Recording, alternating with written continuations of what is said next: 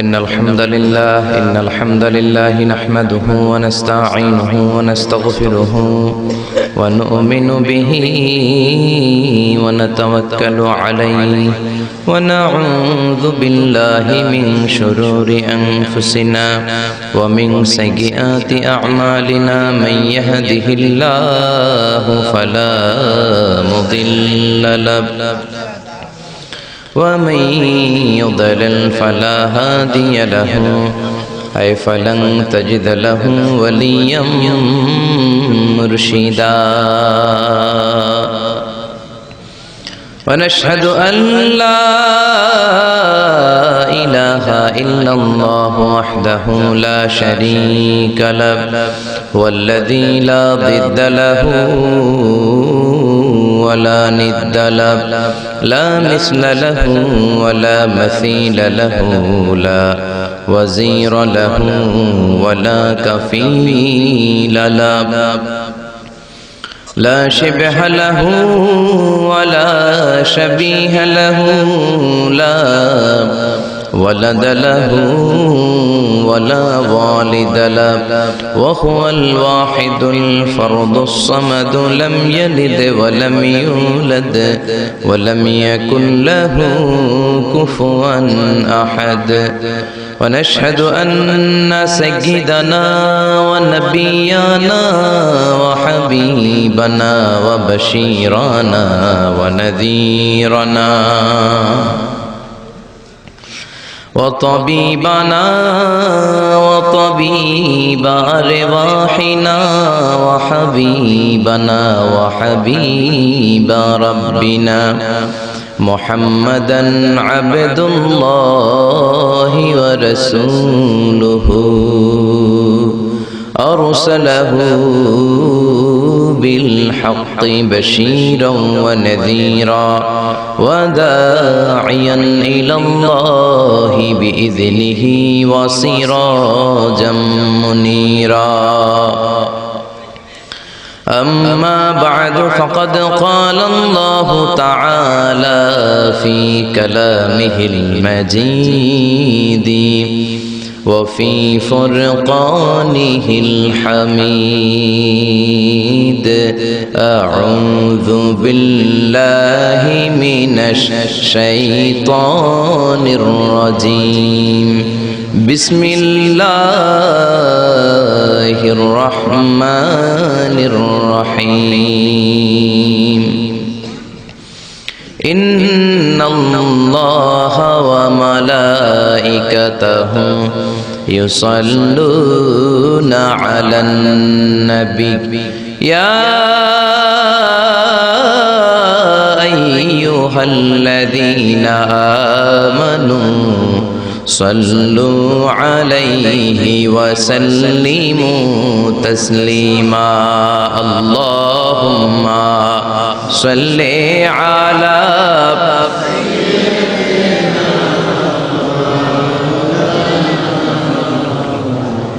وعلى آل سيدنا مولانا محمد সবাই মহাব্বতের সাথে জোরে জোরে আওয়াজ করে পড়ুন আল্লাহুম্মা সাল্লি আলা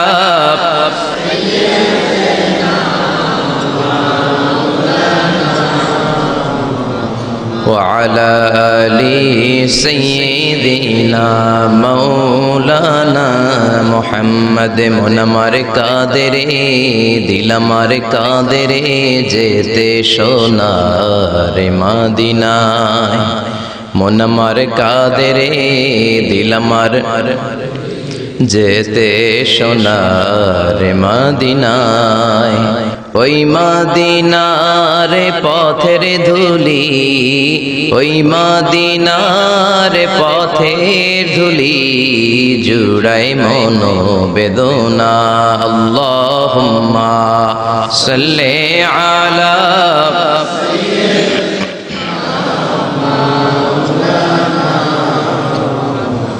وعلى آل سيدنا মৌলানা মুহাম্মদ রজব শাবানে বরকতে দাও রমজান মাসে গুনাহ ঝড়াও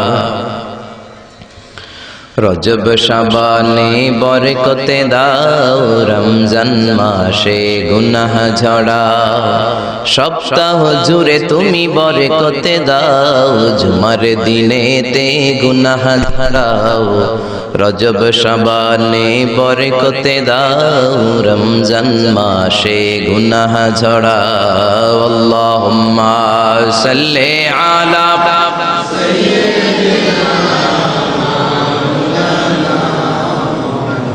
وعلى آل سيدنا مولانا محمد لا إله إلا الله لا إله إلا الله جر لا إله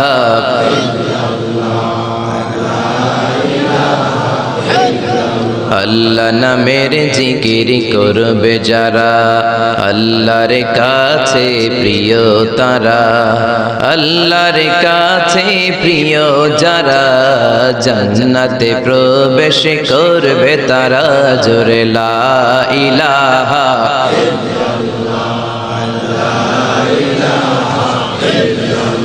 লা ইলাহা ইল্লাল্লাহু মুহাম্মাদুর রাসূলুল্লাহ সাল্লাল্লাহু আলাইহি ওয়াসাল্লাম। বিসমিল্লাহির রহমানির রহিম। পরম করুণাময় অসীম দয়ালু আল্লাহর নামে আমরা শুরু করছি। জগন্নাথপুর বাইতুল মামুর জামে মসজিদ ও কবরবাসীর উদ্যোগে আজকের এই প্রোগ্রাম। জগন্নাথপুর আপনাদের গ্রামের নাম। এই এলাকায় কি হিন্দু খুব বেশি নাকি সব মুসলমান? আগে ছিল না, কোনো সময় ছিল না, কখনোই ছিল না। তাহলে জগন্নাথপুর হইল কেমনে? কোন এক সময় হয়ে গিয়েছে, ঠিক কিনা? আসার পথে আপনাদের একটা প্রাইমারি স্কুল বা হাই স্কুল দেখলাম, ভগবান উচ্চ বিদ্যালয় আছে না নাই? হিন্দু ভাইরা খুব সিকিউরিটির সাথে এদেশে থাকবে। তাদের পূজা মণ্ডপে হামলা করা যাবে না, তাদের সাথে কোনো খারাপ আচরণ করা যাবে না। এরা অন্য ধর্মের, এরাও আমাদের ভাই, জোরে বলেন ঠিক কিনা? একদল আছে দেখবেন প্রতিমা ভাঙে, মূর্তি ভাঙে, এটা কবিরা গুনাহ। হিন্দুরা এই দেশে খুবই শান্তিপূর্ণভাবে তাদের পূজা পার্বণ পালন করবে। এই প্রোগ্রাম আমাদের জন্য নয়, এটা তাদের প্রোগ্রাম, ঠিক কিনা? এখন আপনি যদি বলেন ধর্ম যার যার, উৎসব সবার, ভেজাল আছে না নাই? No, it's absolutely wrong. এটা পুরোপুরি ভুল। ধর্ম তোমার, উৎসব তোমার, চিল্লায় বলেন ঠিক কিনা? তাদেরকে আপনি সিকিউরিটি দেন, তাদেরকে তাদের মতো করে তাদের ধর্মকর্ম পালন করতে দেন, কিন্তু তাদের নাচের সাথে আপনিও কোমর দুলানোর নাচ দিতে পারবেন না, জোরে কোন ঠিক কিনা? তারা যখন প্রতিমার কাছে, সরস্বতীর কাছে যে বিদ্যার আবেদন করে, আপনি করতে পারবেন না। মা দুর্গা আসলে ফসল ভালো হয়, এগুলো আপনি বলতে পারবেন না, চিল্লায় বলেন ঠিক কিনা? আপনি চাইতে হবে একজনের কাছে। তিনি কে? আল্লাহর কাছে চাইতে হবে। এজন্য হিন্দু ভাইরা এখানে থাকবে নিরাপত্তার সাথে, উইথ ফুল সিকিউরিটি, কিন্তু রংবাজি চলবে মুসলমানদের, চিল্লায় বলেন ঠিক কিনা? হিন্দু ভাইদের কোনো ক্ষতি হতে দেওয়া যাবে না, কিন্তু মূল ক্ষমতা থাকবে মুসলমানদের, কেননা এটা মুসলমানদের দেশ, এটা দাড়িওয়ালাদের দেশ, টুপিওয়ালাদের দেশ, এটা হেফজখানার দেশ, এটা আলিয়া মাদ্রাসার দেশ, এটা কওমি মাদ্রাসার দেশ, এটা টঙ্গীর তুরাকপাড়ের বিশ্ব ইস্তেমার দেশ, জোরে বলেন ঠিক কিনা? আল্লাহ আমাদেরকে পারস্পরিক সম্প্রীতি, এটা গোটা বিশ্বের জন্য বাংলাদেশ একটা মডেল। আমরা অসাম্প্রদায়িক, আমাদের মধ্যে সাম্প্রদায়িকতা নেই, এক্সট্রিমিজম নেই, সন্ত্রাসবাদ নেই, জঙ্গিবাদকে আমরা সাপোর্ট করি না, চিল্লায় বলেন ঠিক কিনা? আল্লাহ আমাদেরকে সঠিক সমাজ দান করুক, আমরা পড়ি আমিন। জগন্নাথপুর মসজিদ সংলগ্ন ঈদগাহ মাঠ, এই যে ঈদগাহ না, আলহামদুলিল্লাহ, কসবা বিবাড়িয়া। আজকের প্রোগ্রামের সভাপতি হচ্ছেন জনাব আলহাজ সৈয়দ শামসুল আরিফিন সাহেব। উনি এসেছেন? আপনি না? মাশাআল্লাহ, সভাপতি উপস্থিত আছেন। অনেক জায়গায় সভাপতি থাকে না, আমাদের সভাপতি আছেন। প্রধান আকর্ষণ আন্তর্জাতিক খ্যাতিসম্পন্ন মুফাসসিরে কোরআন, আমার নাম লিখেছেন আপনারা।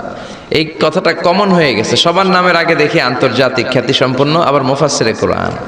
মুফাসসিরে কোরআন এটা কিন্তু একটা ডিগ্রি, এটা একটা ডিগ্রি, আপনাকে 4 বছরের ডিগ্রি নিতে হবে তাফসিরের উপর। আমি মিশরের আল আজহার ইউনিভার্সিটিতে ডিগ্রি নিয়েছি 4 বছর কোরআনিক সায়েন্স ডিপার্টমেন্টের উপর। এই ডিগ্রিটা আপনি কমপ্লিট করলে when you get a certificate then you can call you as a mufassir of the holy book al Quran। এর আগে আপনি মুফাসসির নন। এজন্য মাইকে যারা কথা বলেন, আপনাদেরকে কোথাও দাওয়াত করলে আপনি মুফাসসির না হলে আপনি সোজা সাপটা বলবেন, ভাই আমি মুফাসসির নই, আমার নাম লিখে দেন শুধু। এখন সব জায়গায় মুফাসসিরে কোরআন আছে না নাই? দেশের 64 জেলাতেও যায় নাই, উনি আন্তর্জাতিক খ্যাতি সম্পন্ন মুফাসসিরে কোরআন আছে না নাই?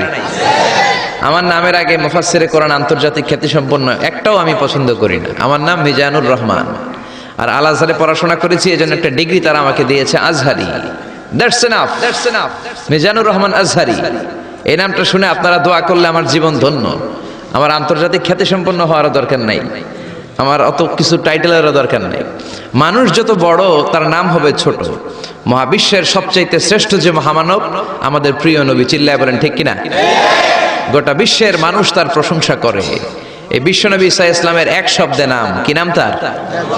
মুহাম্মদ, MUHAMMAD, মিম হা মিম দাল, মুহাম্মদ। এক শব্দে তার নাম।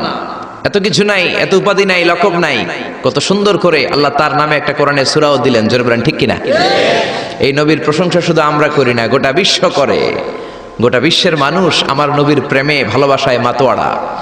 আপনি ইংল্যান্ডের ব্রিটিশ মিউজিয়ামে যদি কখনো ঢুকেন, দেখবেন ইংল্যান্ডের ব্রিটিশ মিউজিয়ামের এন্ট্রান্সে এই সাদা পাথরের ফলকে লেখা, as a father, as a teacher, as a law giver, as a law maker, as a reformer of the society, Muhammad is the superman of the world. বাবা হিসেবে, নেতা হিসেবে, সমাজ সংস্কারক হিসেবে মুহাম্মদ হচ্ছে এই পৃথিবীর একজন সুপারম্যান। ও যুবক ভাইরা, সুপারম্যানের টি শার্ট গেঞ্জি লাগালে সুপারম্যান হওয়া যায় না, সুপারম্যানের ট্যাটু লাগালে সুপারম্যান হওয়া যায় না, সুপারম্যানের স্টিকার লাগালে সুপারম্যান হওয়া যায় না। সুপারম্যান হতে হলে বিশ্বনবীর অনুসারী হওয়া লাগে। চিল্লায় বলেন ঠিক কিনা? এটা কি কোনো মুসলিম দেশের জাদুঘরে, মিউজিয়ামে লেখা, নাকি খ্রিস্টানদের জাদুঘরে? আসেন এবার বৌদ্ধ ধর্মে ঢুকি। বৌদ্ধদের বর্তমান বিশ্বের সবচেয়ে বড় ধর্মীয় নেতার নাম দালাই লামা, তিব্বতের ধর্মীয় গুরু। তিনি একটা ইন্টারন্যাশনাল কনফারেন্সে বলেছেন, the last messenger of Muslim community, মুসলিম বিশ্বের সর্বশেষ নবী তিনি সাধারণ কোনো মানব নন, তিনি অবিসংবাদিত মানব হয়ে পৃথিবীতে এসেছেন। এটা কোনো মুসলমানের কমেন্ট নাকি বৌদ্ধদের কমেন্ট? সুবহানাল্লাহ কইতে মন চায় না? এবার আসেন খ্রিস্টানরা আবার কি বলে। মাইকেল এইচ হার্ট একটা বই লিখেছেন, বইটার নাম হচ্ছে দি 100, a ranking of the most influential personality in the world। পৃথিবী কাঁপানো 100 জন মনীষীর জীবনী তিনি সেখানে এনেছেন। সেখানে তিনি তার ধর্মের নবী জেসাস ক্রাইস্ট, যিশু খ্রিস্টের জীবনী এনেছেন, মুসা আলাইহিস সালামের জীবনী এনেছেন, জোসেফ, ইউসুফ আলাইহিস সালামের জীবনী এনেছেন, আব্রাহাম মানে ইব্রাহিম আলাইহিস সালামের জীবনী এনেছেন, আদম আলাইহিস সালামের জীবনী এনেছেন, আইনস্টাইনের জীবনী এনেছেন, আইজাক নিউটনের জীবনী এনেছেন, দালাই লামার জীবনী এনেছেন, গোটা বিশ্ব কাঁপানো সব নেতাদের জীবনী এনেছেন।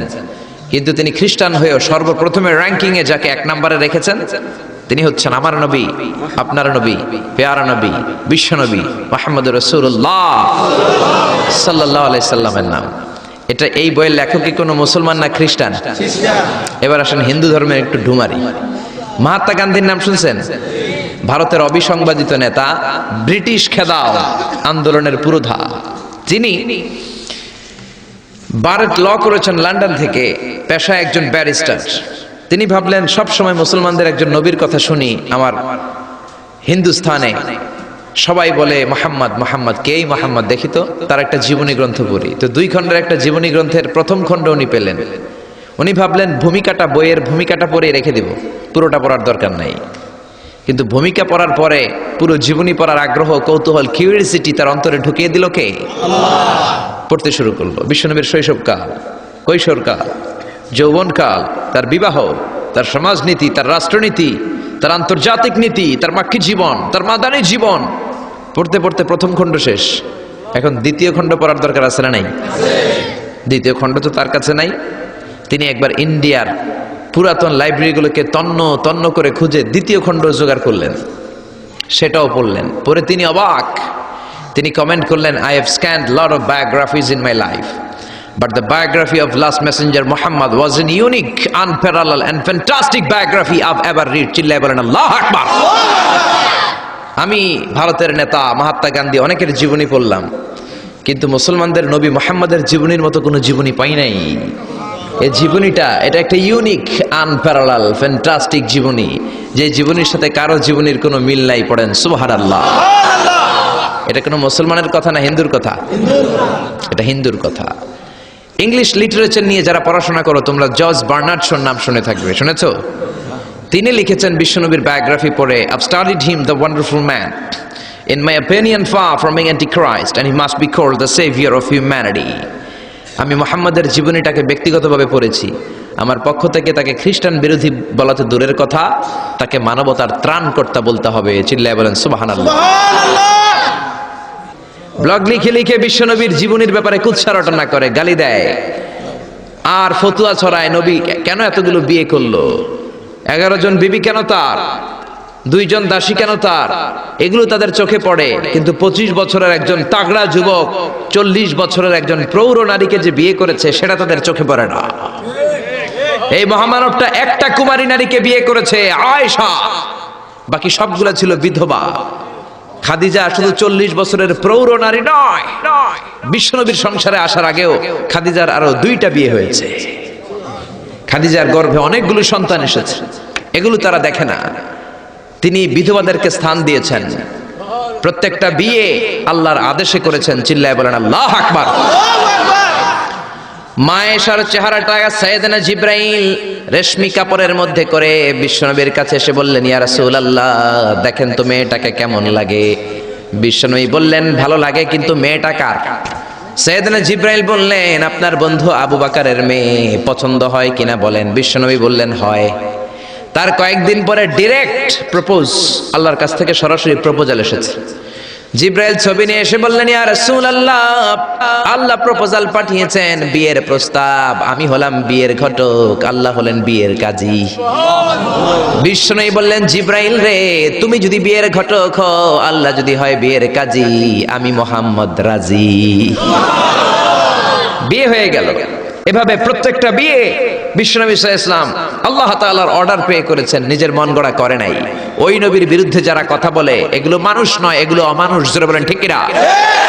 এগুলো জাহান্নামের নরকীট আর পিতৃ পরিচয়হীন জারদ সন্তান। জোরে বলেন ঠিক কিনা? এজন্য সরকারের উচিত আইন করে এই ব্লগারদেরকে বাইতুল মুকাররমের স্কয়ারের সামনে জুমার পরে ফাঁসিতে ঝুলিয়ে দেওয়া। আমার নবীর বিরুদ্ধে যারা কথা বলবে তাদের ঠাঁই বাংলার জমিনে হতে পারে না। এই জন্য ব্লগার আর নাস্তিকগুলোর বিরুদ্ধে আমাদেরকে এক থাকতে হবে। বিশ্বনবীর গালি দেয়া হবে, মুসলমান ঘরে বসে থাকবে, সে মুমিন নয়, সে মুনাফিক। আসুন আমরা মহাবিশ্বের মহাবিশ্বয় মহাগ্রন্থ আল কোরআন থেকে কথা শুনি, যে কোরআনের মধ্যে কোনো ভুল নাই, আছে? সন্দেহ নাই, আছে? সংশয় নাই, আছে? পৃথিবীর কোনো ধর্মগ্রন্থকে মুখস্থ করা যায় না, কিন্তু কোরআনকে করা যায়। এটা কোরআনের মুআজিজা। কোন ধর্মগ্রন্থ অবিকৃত অবস্থায় নেই। They already distorted their scripture. তাওরাত, জাবুর আল্লাহ নাজিল করেছেন হিব্রু ভাষায়। বলেন তো কোন ভাষায়? আরবিতে এটাকে বলে আল-লুগা আল-ইব্রানিয়া। ইব্রানি ভাষায় নাজিল করেছেন। ইনজিলকে আল্লাহ তাআলা নাজিল করেছেন সুরিয়ানি ভাষায়। আর এই কোরআনকে আল্লাহ তাআলা নাজিল করেছেন কোন ভাষায়? রব্বুল আলামিন বলেন, ইন্না আনজালনাহু কুরআনান আরাবিয়ান লাআল্লাকুম তাআকিলুন। ও নবী, এই কোরআনকে আমি সুরিয়ানি ভাষায় পাঠাই নাই, ইব্রানি ভাষায় পাঠাই নাই, চাইনিজ ভাষায় পাঠাই নাই, ইংলিশ ভাষায় পাঠাই নাই। কোরআনকে আল্লাহ কোন ভাষায় পাঠালেন? এজন্য আরবি শিখতে রাজি আছেন তো? ছেলে মেয়েদেরকে কোরআনের ভাষা শিখাবেন। কোরআনের ভাষা আরবি ভাষা। কোরআনের ভাষা শিখলে ফ্যামিলিটারে বরকতময় করে দিবে কে? আল্লাহ। আবার এই কোরআনটাকে রব্বুল আলামিন বিশ্ব নবীর জীবনে সবচাইতে দামি মুআজিজা করে পাঠালেন। মুআজিজা মানে হচ্ছে মিরাকেল। মিরাকেল মানে হচ্ছে অলৌকিক বিষয়। সব নবীকে আল্লাহ মিরাকেল দেন। নবী তার এলাকার লোকদেরকে এই মিরাকেল দেখান। এই মিরাকেল দেখিয়ে দেখিয়ে নবী তাদেরকে ঈমানদার বানান। সব নবীকে মিরাকেল দেয় কে? মিরাকেল। আবার মিরাকেল আক্কেল একটা কি যেন আছে, ওইটা না, অলৌকিক বিষয় যেটা নবী দেখান এলাকার মধ্যে। বিশ্ব নবীকে আল্লাহ এরকম অনেক মিরাকেলস দিয়েছেন, অলৌকিক বিষয় দিয়েছেন। বিশ্বনবী আঙ্গুল দিয়ে চাঁদের মধ্যে ইশারা করেছেন, চাঁদ ভেঙে 2 ভাগ হয়েছে। কোন ঠিক কিনা? এটা অলৌকিক বিষয় না? আপনি আমি পারবো? পৃথিবীর কোন আল্লাহর ওলি পারবে? কিন্তু বিশ্বনবী পেরেছেন। চিল্লায় বলেন ঠিক কিনা? এরকম হাজার হাজার মুআজিজা রব্বুল আলামিন বিশ্বনবীকে দান করেছেন। কিন্তু হাজার মুআজিজার মধ্য থেকে বিশ্বনবীর জীবনে সবচাইতে দামি মুআজিজার নাম হলো কোরআন। কি নাম? চিল্লায় বলেন কি নাম? এই কোরআন হচ্ছে জীবিত মুআজিজা, a live miracle in the story of last messenger। সব নবীকে এরকম আল্লাহ মিরাকেল দিয়েছেন, অলৌকিক বিষয়। দাউদ আলাইহিস সালামের মিরাকেল মুআজিজা আছে না নাই? ওয়া আলান্না লাহুল হাদীদ।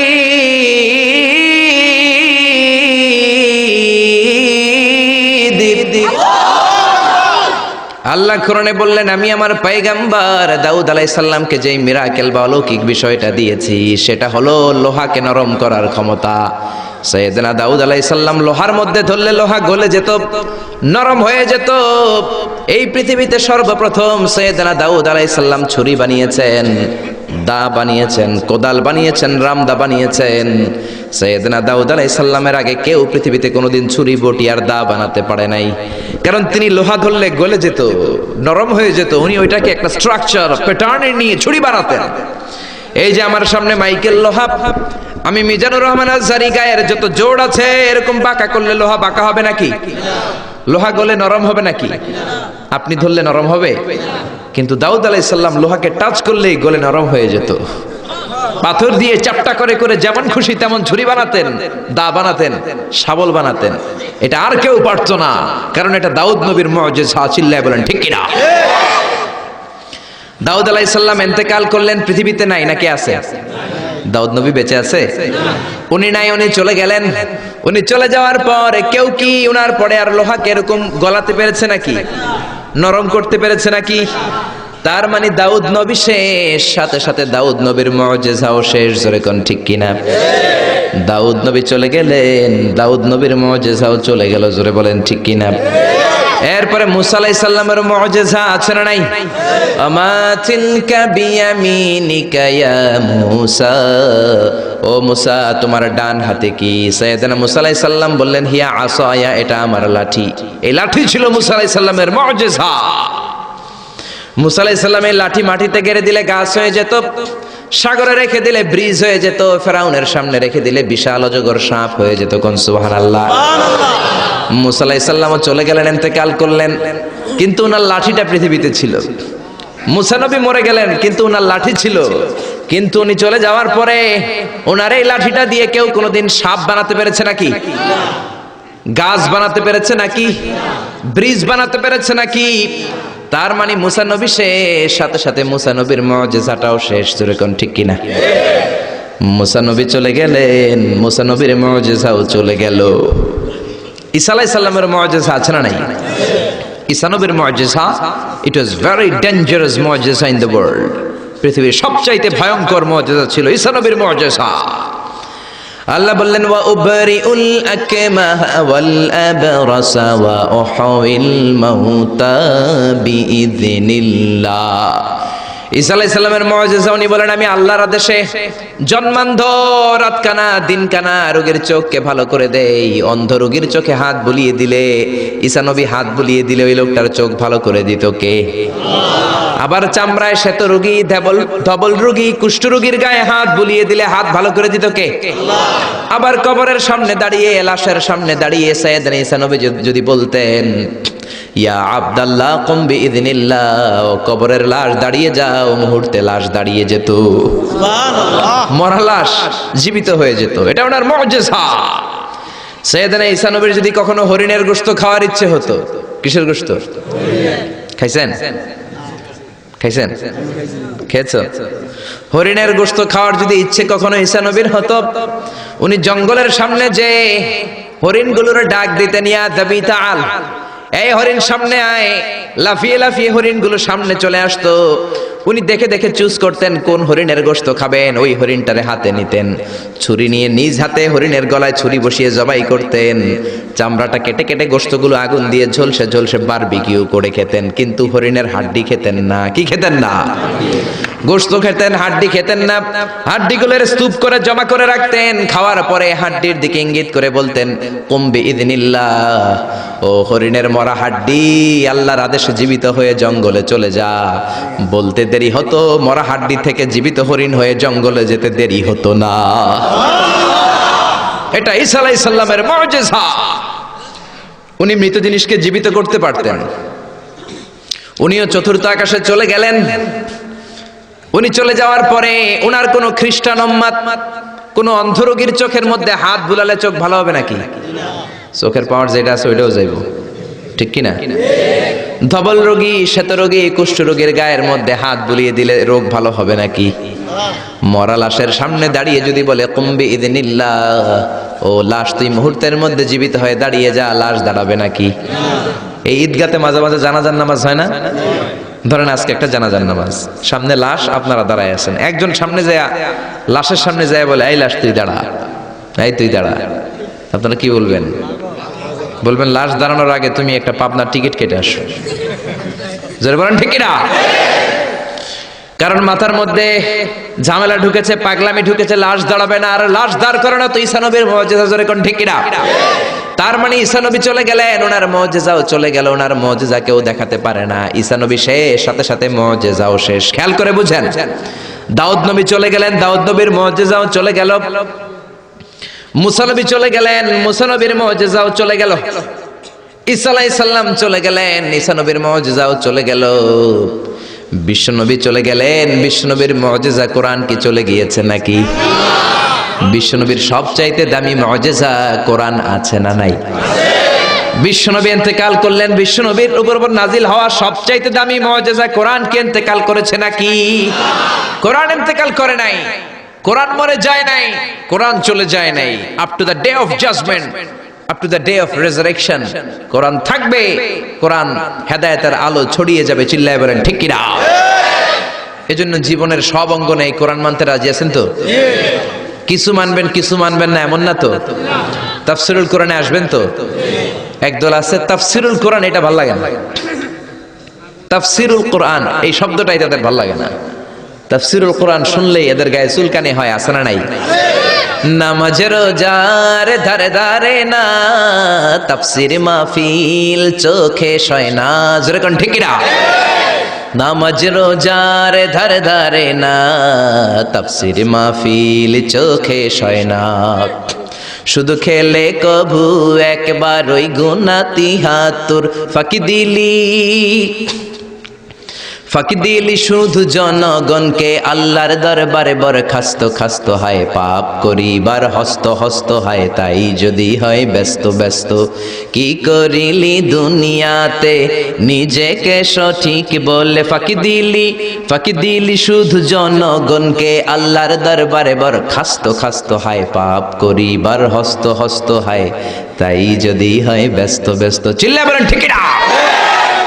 তাফসির মাহফিল ভাল লাগে না, গায়ে চুলকানি হয়। কিন্তু তাফসির দিয়ে যে এদেশে কত খেদমত হয়েছে, কত কাফির মুসলমান হয়েছে, কত নাস্তিক আস্তিক হয়েছে, তার কোনো ঠিক নাই। জোরে কোন ঠিক কিনা? এদেশের একজন মুফাসসির আছে যার হাতে হাত রেখে হাজার হাজার অমুসলিম ইসলাম ধর্ম গ্রহণ করেছে। জোরে বলেন ঠিক কিনা? জেলখানাতে বন্দী। এখন জেলখানা বানানো হয় চোর বাটপারের জন্য। কার জন্য? এখন চোর বাটপার দেশের বাইরে, জেলের বাইরে, আর মুফাসসির কোরআন জেলখানার ভিতরে। চিল্লায় বলেন ঠিক কিনা? জেলখানায় কোনো মুফাসসির বসে বসে কাঁদলে তার জন্য চিন্তিত হওয়ার কারণ নাই। তার গুনাহগুলো মাফ করে দিচ্ছে কে? আল্লাহ। তাকে ওলিদের শিরোমণি বানিয়ে দিচ্ছে কে? আল্লাহ। আমরা বিপদ আসলে কষ্ট পাই, আল্লাহরে বকা দেই। রোগ আসলে কষ্ট পাই, আল্লাহরে গালি দেই। সাহাবারা রোগ আর বিপদ না আসলে ভয় পেয়ে যেতেন। কারণ বিশ্বনবী বলতেন, আসাদুন নাসি বালা আনাল আম্বিয়া, সবচাইতে বেশি আল্লাহ পরীক্ষা করেন নবীদেরকে। সুম্মাল আমসাল ফাল আমসাল, তারপরে সিদ্দিকিন, সোহাদাদেরকে, আল্লাহর ওলিদেরকে। মানুষ আল্লাহর কাছে যত প্রিয়, তার পরীক্ষাটাও তত করা, ঠিক না? এজন্য জেলখানায় কেউ থাকলে তার জন্য অত কষ্টের দরকার নাই, চিন্তার দরকার নাই। তার মর্যাদা বাড়িয়ে দিচ্ছে কে? আল্লাহ তার মর্যাদা বাড়িয়ে দিচ্ছে। তার জনপ্রিয়তার মতো জনপ্রিয়তা এই বাংলার জমিনে কারো নাই। এখনো আধা ঘন্টা তার কথা শোনার সুযোগ যদি দেয়া হতো, বাংলার কোনো মাঠ নাই, ঘাট নাই, বিল নাই, স্কয়ার নাই, সিলেটের হাকালুকি হাওর নাই যেখানে লোক জায়গা দেয়া যাবে। চিল্লায় বলেন ঠিক না? এজন্য যে কোরআনের রাস্তায় আমরা নেমেছি, এই রাস্তাটা বড় কঠিন। কালিমার দাওয়াত আপনি দিবেন, কালিমার কথা বলবেন, কালিমার পক্ষে থাকবেন, এই জিনিসটা এত সোজা না। কেউ আপনার রাস্তায় ফুল বিছিয়ে রাখবে না। এ রাস্তা কুসুমাস্তীর্ণ নয়, এটা কণ্টকাকীর্ণ। আপনাকে ঝুঁকি নিয়ে কথা বলতে হবে, আপনাকে ঝুঁকি নিয়ে ময়দানে কাজ করে যেতে হবে, ঝুঁকি নিয়ে কালিমার দাওয়াত দিতে হবে। চিল্লায় বলেন ঠিক না? এই কালিমার পথে আমরা উঠেছি, এই কোরআনের পথে আমরা নেমেছি। দুনিয়ার কোনো কিছু দিয়ে এই কোরআনের রাস্তা থেকে ফেরানো যাবে না, এখন ঠিক কিনা? বিশ্বনবীর কাছে অনেক প্রস্তাব ছিল। কাফিরেরা 3 দফা প্রস্তাব দিল। আব্দুল্লাহর বেটা মুহাম্মদ 3 দফা প্রস্তাব। কয় দফা? ও মুহাম্মদ, মদিনার নেতা হতে চাও? 1 দফা নেতা বানিয়ে দেব। সম্পদ চাও? সম্পদ দিয়ে দেব। সুন্দরী নারী চাও? নারী দিয়ে দেব। এই কালেমার দাওয়াত ছেড়ে দাও, কোরআনের তাফসীর ছেড়ে দাও। বিশ্বনবী বললেন তোমাদের দফা 3টা, আমার দফা 1টা। সবাই বলল তোমার কি দফা? বিশ্বনবী বললেন লা ওয়াদাউ শামসা ফি ইয়ামিনি। আর সম্পদ, নারী আর ক্ষমতা তো দূরের কথা, আকাশের সূর্যটা যদি ডান হাতে দাও, ওয়াল কামারা ফি ইয়াসারি, আকাশের চন্দ্রটা যদি বাম হাতে দাও, এই কোরআনের রাস্তা থেকে 1 চুল পরিমাণ আমারে পিছনে সরানো যাবে না, যাবে না, ঠিক না? এজন্য কোরআনের পথে আমরা নেমেছি। আমরা ভয় পাই একজনকে, সে আল্লাহর খুশির জন্য এই পথে আমরা আন্দোলন চালিয়ে যাবো। জোরে বলেন ঠিক না? আমরা এই কোরআন নিয়ে মরতে চাই। কোরআনের পথে যেন আমরা থাকতে পারি, আল্লাহ যেন কবুল করে আমরা পড়ি আমিন। আসুন সেই কোরআন থেকে আমরা কথা শুনি, সরাসরি কোরআন থেকে তাফসীর শুনে। রাজি আছেন তো? কষ্ট হচ্ছে না তো? মন খারাপ করে দিলাম না তো? এই মুফাসসিরে কোরআনের কথা শুনলে সবার মন খারাপ হয়ে যায়। একজন মানুষের কত জনপ্রিয়তা। আমি আজকে 50 বছর কোরআনের তাফসীর করেছি সারা বাংলাদেশে, সারা পৃথিবীতে। আমাকে বানানো হয়েছে যুদ্ধ অপরাধী, আমাকে বানানো হয়েছে চোর, ডাকাত, হত্যাকারী, ধর্ষণকারী। আমি আল্লাহর নামে কসম করে বলছি, আল্লাহ তোমার ইজ্জতের কসম, তোমার সম্মানের কসম, 1971 সনের 1 ফোঁটা পানি বা কাদা আমার গায়ে লাগে নাই, লাগে নাই, লাগে নাই। কিন্তু আপনারা তো ওনার কথা শুনে চোখের পানি ছেড়ে দিলেন। আমি কি আপনার জন্য 2 রাকাত নফল নামাজ পড়ে দোয়া করব? নেভার। আমি জাস্ট একটা দোয়া পড়ে ফু দিয়ে দিব। কিন্তু আপনারা তার জন্য নফল নামাজ পড়েও দোয়া করেছেন। আমি কি আপনার জন্য 2টা রোজা রেখে দোয়া করব? আপনারা তো তার জন্য রোজা রেখেও দোয়া করেছেন। এদেশের মানুষ দেহের তাজা রক্ত বিলিয়ে দিতেও কোরআনের জন্য কুণ্ঠাবোধ করে না। চিল্লায় বলেন ঠিক কিনা? এজন্য জীবনের সব অঙ্গনে সেই কোরআনের আইনগুলো মানার দরকার আছে না নাই? আল্লাহ আমাদেরকে to the right sense of direction, সঠিক পথে চলার তৌফিক দান করুক, উত্তম ফয়সালার দিকে যাওয়ার তৌফিক দান করুক। আমরা পড়ি আমিন। কোরআনের সবচেয়ে যে দামি আয়াত, ওই আয়াতটার তাফসীর আজকে করব। বিশ্বনবীকে জিজ্ঞেস করা হলো আইয়ু আয়াতিন আযামু মিন কিতাবিল্লাহি ইনদাকা নবী, কোরআনের কোন আয়াতটা সবচাইতে বেশি দামি আপনি মনে করেন? বিশ্বনবী বললেন আযমু আয়াতিন মিন কিতাবিল্লাহি আয়াতুল কুরসি। সুবহানাল্লাহ। আল্লাহর কোরআনের মধ্যে 6666 আয়াত। কারো বর্ণনা মতে 6636 আয়াত, আরেক বর্ণনা মতে আরেকটা রিওয়ায়াত পাওয়া যায়। এই যতগুলো আয়াত কোরআনের মধ্যে আছে, সবচাইতে দামি আয়াতের নাম আয়াতুল কুরসি, ঠিক কি না? এতগুলো আয়াত থাকতে এটার দাম এত বাড়লো কেন? এটার এত মর্যাদাপূর্ণ আয়াত কেন? 5টা কারণে এই আয়াতের দাম বেশি। জোরে বলেন কয়টা? 1 নম্বরে আয়াতের মধ্যে রব্বুল আলামিন নিজের পরিচয় দিয়েছেন।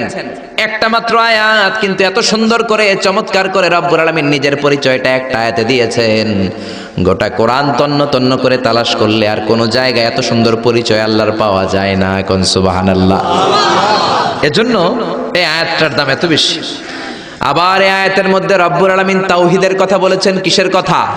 তাওহীদেরই মুর্শিদ আমার মুহাম্মাদের নাম বলো, মুহাম্মাদের নাম। আল্লাহর নাম জপলে বুঝতে পারি আল্লাহরই কালাম বলো, মুহাম্মাদের নাম। আল্লাহু আকবার।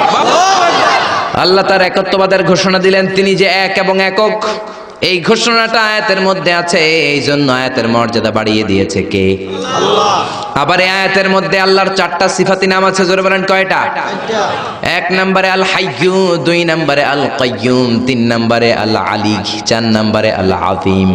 এই 4টা আল্লাহর সিফাতি নাম এই আয়াতের মধ্যে থাকার কারণে আয়াতের মর্যাদা বাড়িয়ে দিয়েছে কে? আল্লাহ।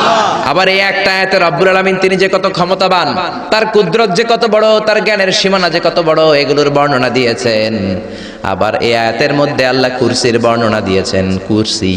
কুরসি হচ্ছে পৃথিবীতে, মহাবিশ্বে আল্লাহ যে 4টা জিনিস সর্বপ্রথম তৈরি করেছে, আরশ, কুরসি, লৌহ, কলম, এই 4টা জিনিসকে মহাবিশ্বে আল্লাহ সর্বপ্রথম তৈরি করেছেন। এই কুরসির কথাও এই আয়াতের মধ্যে আছে না নাই? এই কুরসি শব্দটা থেকেই আয়াতের নামকরণ করা হয়েছে আয়াতুল কুরসি। এরপরে বিশ্বনবী আপনাদেরকে বললেন, মান কারা আয়াতুল কুরসি দুবুরা কুল্লি সালাতিন মাকতুবাতিন লাম ইয়ামনাহু মিন দুখুলিল জান্নাতি ইল্লাল মাউত। কেউ যদি প্রত্যেক ফরজ নামাজের পরে একবার করে আয়াতুল কুরসি পড়ে, সে জান্নাতে ঢোকার ক্ষেত্রে কোনো বাধা নাই, একটাই বাধা, তার মরণ। লোকটা মরে না, তাই জান্নাতে যায় না, মরলেই জান্নাতি। আল্লাহু আকবার। এই জন্য প্রত্যেক ফরজ নামাজের পরে আয়াতুল কুরসি পড়ার দরকার আছে না নাই? It should be a special wazifa for every Muslim at every evening and every morning. After every congregational prayer you offer in mosque. প্রত্যেক জামাতে নামাজের পরে প্রত্যেক মুসলমানের ওয়াজিফা হওয়া দরকার আয়াতুল কুরসি। ইমাম সাহেব সালাম ফিরাবে, সালাম ফেরানোর পরে আপনি আয়াতুল কুরসি পড়বেন। কিন্তু ইমাম সাহেবরা তো সময় দেয় না। আমাদের দেশে সালামের পরে হুট করে একটা মুনাজাত আছে না নাই? মুনাজাত দিবেন, সমস্যা নাই, কিন্তু আগে তাসবিহ পড়বেন। আমাদের দেশে এরকম আসসালামু আলাইকুম, আসসালামু আলাইকুম রাহমাতুল্লাহ, আমিন, ইয়া আরহামার রাহিম, শেষ।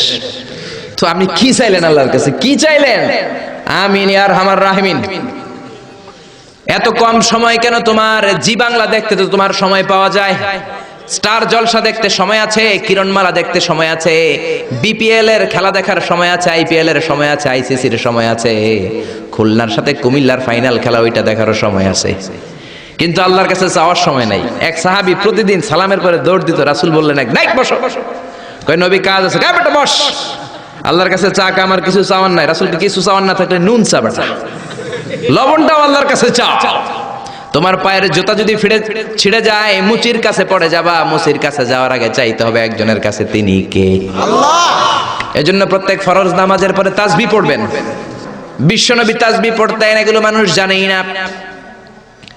বিশ্বনবী সালাম ফিরানোর পরে প্রত্যেক নামাজের পর সাহাবাদের দিকে মুখ ফিরিয়ে বসতেন।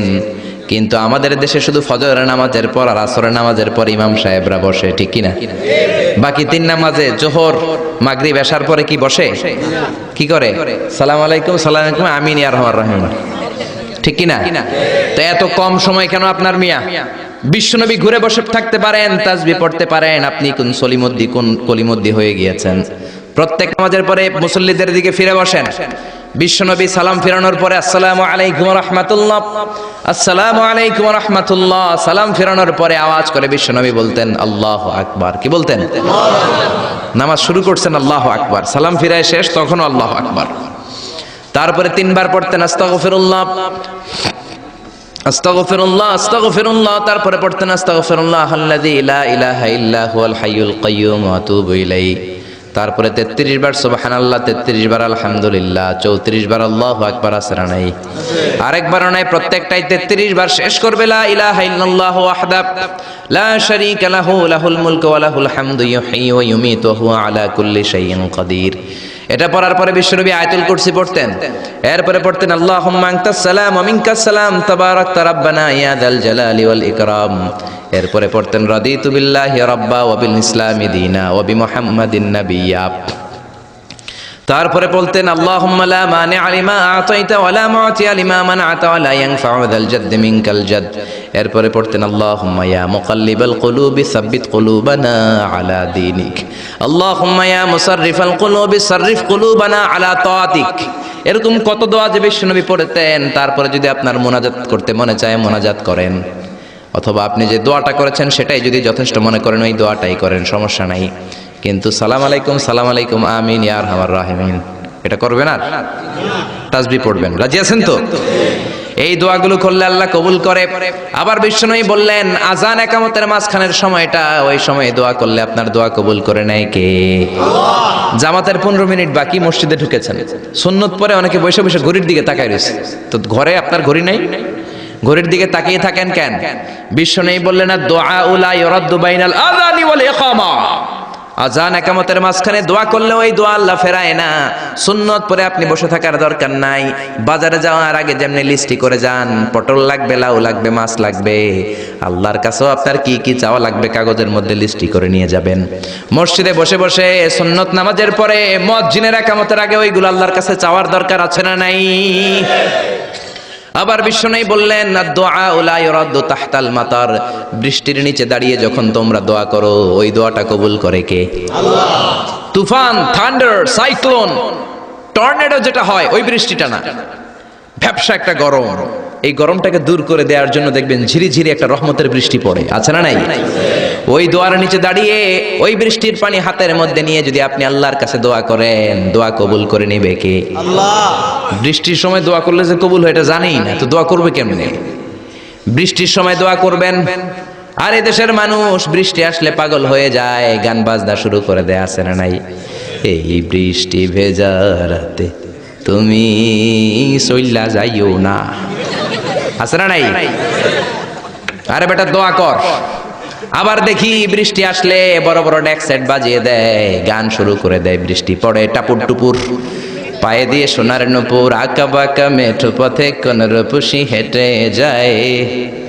কোন রূপসী হেঁটে যায় এটা জানা তোমার দরকার কি? তোমার রূপসী বউ লাগলে চাইবে একজনের কাছে, তিনি কে? এজন্য খবরদার, উপযুক্ত সময়গুলাতে আল্লাহর কাছে যদি আপনি দোয়ার মতো দোয়া করে দেন, আপনার দোয়া কবুল করে নেবে কে? এজন্য বিশ্বনবী বললেন খবরদার, ইদা আওয়াইতা ইলা ফিরাশিকা ফাকরা আয়াতুল কুরসি, রাত্রিবেলা যখন বিছানায় ঘুমাতে যাও, ঘুমাতে যাওয়ার আগে আয়াতুল কুরসি পড়ো। রাত্রিবেলা বিছানায় শুয়ে আয়াতুল কুরসি পড়লে জিন ভূত থেকে আপনার ঘরটারে হেফাজত করবে কে? রাতে ঘুমানোর সময় আয়াতুল কুরসি পড়বেন তো? It should be our special ওয়াজিফা at every morning, at every evening, for every Muslim. চিল্লায় বলেন ঠিক না? আবার বিশ্বনবী বললেন সকালবেলা যদি একবার আয়াতুল কুরসি পড়ো, সন্ধ্যা পর্যন্ত ফেরেশতা দিয়ে আপনারে হেফাজত করবে কে? আল্লাহ। আবার সন্ধ্যাবেলায় যদি একবার তুমি আয়াতুল কুরসি পড়ো, সকাল পর্যন্ত তোমারে গার্ড দিবে কে? আল্লাহ। এটা আল্লাহর পাঠানো গার্ড, এঞ্জেল গার্ড, ফেরেশতাদের গার্ড। টাকা দিয়ে বডিগার্ড যে রাখে ওই বডিগার্ড না। বডিগার্ড তোমারে বাঁচাতে পারবে না। অনেক মন্ত্রীর দুই দিকে বডিগার্ড, গুলি লাগছে মন্ত্রীর কপালে, সবাই যে বডিগার্ডের ধরে, এই বেটা 50,000 করে বেতন বডিগার্ড, মন্ত্রী মল্ল কেমনে? বডিগার্ড আমি তো বডিগার্ড, আমি তো রুহু গার্ড না। রুহুর মালিক কে? আমি তো বডিগার্ড। বডি তো ঠিকই আছে, বডি লয়ে যাও। জোরে বলেন ঠিক কিনা? এজন্য খবরদার, এই ওয়াজিফাগুলো মিস করবেন না। সকালবেলা যদি একবার ওয়াজিফা পড়েন আয়াতুল কুরসি, সন্ধ্যা পর্যন্ত আল্লাহ স্পেশাল ফেরেশতার গার্ড দিয়ে দিবে। আবার সন্ধ্যাবেলা যদি একবার আয়াতুল কুরসি পড়েন, সকাল পর্যন্ত আপনাকে গার্ড দিবে কে? আবার এই একটা আয়াতের মধ্যে ইসমে আজম আছে, আল ইসমুল্লাহিল আযম। আল্লাহর 99টা নামের মধ্যে থেকে একটা ইসমে আজম, কিন্তু কোনটা কেউ জানে না একজন ছাড়া, তিনি কে? আল্লাহ। তবে বিশ্বনবী তার চাচাতো ভাই আব্দুল্লাহ ইবনে আব্বাস, যাকে রাইসুল মুফাসসিরিন বলা হয়, তার জন্য দোয়া করেছেন আল্লাহুম্মা ফাক্কিহু ফিদ্দিন ওয়া আল্লিমহু তা'বিল। আল্লাহ আমার চাচাতো ভাই আব্দুল্লাহ ইবনে আব্বাসকে আপনি দ্বীনের জ্ঞান শিক্ষা দেন, তাকে কোরআনের তা'বিল তাফসীর শিক্ষা দেন। বিশ্বনবীর দোয়ার বরকতে তিনি গোটা মুফাসসিরদের সম্রাট হয়েছেন। কোন সুবহানাল্লাহ। রাইসুল মুফাসসিরিন আব্দুল্লাহ ইবনে আব্বাস তানভীরুল মিকবাস ফি তাফসীর ইবনে আব্বাস রেফারেন্স উনি বলেন, আমার কোরআনের যতটুকু জ্ঞান বিশ্বনবীর দোয়ায় আমি পেয়েছি, আমার মনে হয় আল্লাহর ইসমে আজমটা কোরআনের কোন আয়াতের মধ্যে নাই, আছে শুধু আয়াতুল কুরসির মধ্যে। যেরকম সুবহানাল্লাহ। তুমি ইউনুস নবীরে যখন খাইলো মাছেতে গিলিয়া ফেরেশতা পাঠাইয়া দিলে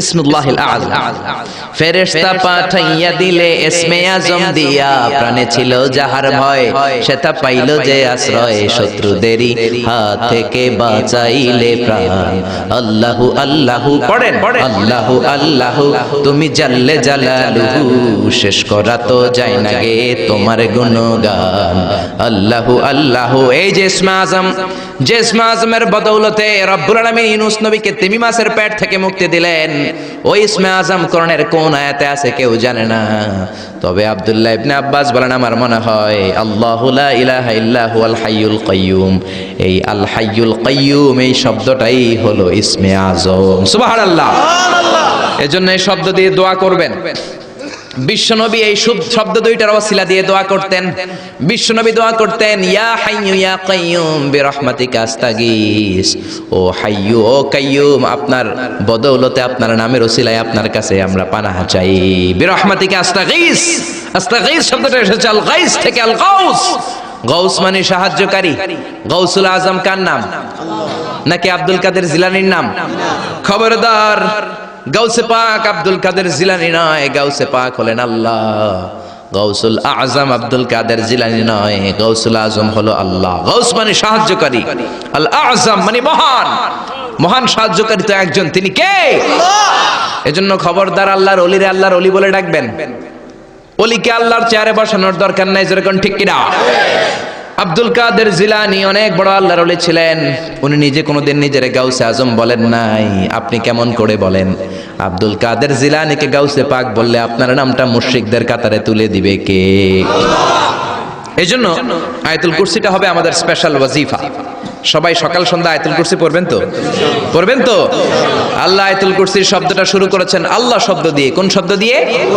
আয়াতুল কুরসির প্রথম শব্দটা কি আল্লাহু লা ইলাহা ইল্লা হুয়াল হাইয়ুল কাইয়্যুম আল্লাহ এই শব্দটা দিয়ে আয়াতুল কুরসি শুরু এই আল্লাহ শব্দটা আল্লাহর আসল নাম কি নাম জোরে বলেন কি নাম এটাকে বলে ইসমুজ জাত আল্লাহর জাতি নাম আল্লাহর আসল নাম আল্লাহ নিজেই আল্লাহর নাম রেখেছেন আল্লাহর নাম রেখেছে কে আপনার নাম আল্লাহ রাখেন নাই আপনার নাম রেখেছে আপনার দাদা আপনার নাম রেখেছে আপনার কাকা আমার নাম রেখেছে আমার দাদা আমার বাবা গোটা বিশ্বের সবার নাম তার বাবা তার দাদারা রাখে কোন ঠিক কিনা কিন্তু আল্লাহর কি বাবা কিংবা দাদা আছে নাকি তো ওনার নাম তো একজনের রেখে দেওয়া লাগবে আল্লাহকে আমার দাদা নাই আমার বাবা নাই তোমাদের মতো আমার কাকা নাই আমার নানা নাই আমার নামটা আমি নিজেই রেখে দিয়েছি আল্লাহু আকবার আল্লাহ বললেন ইন্নানি আনাল্লাহু লা ইলাহা ইল্লা আনা ফা'বুদনি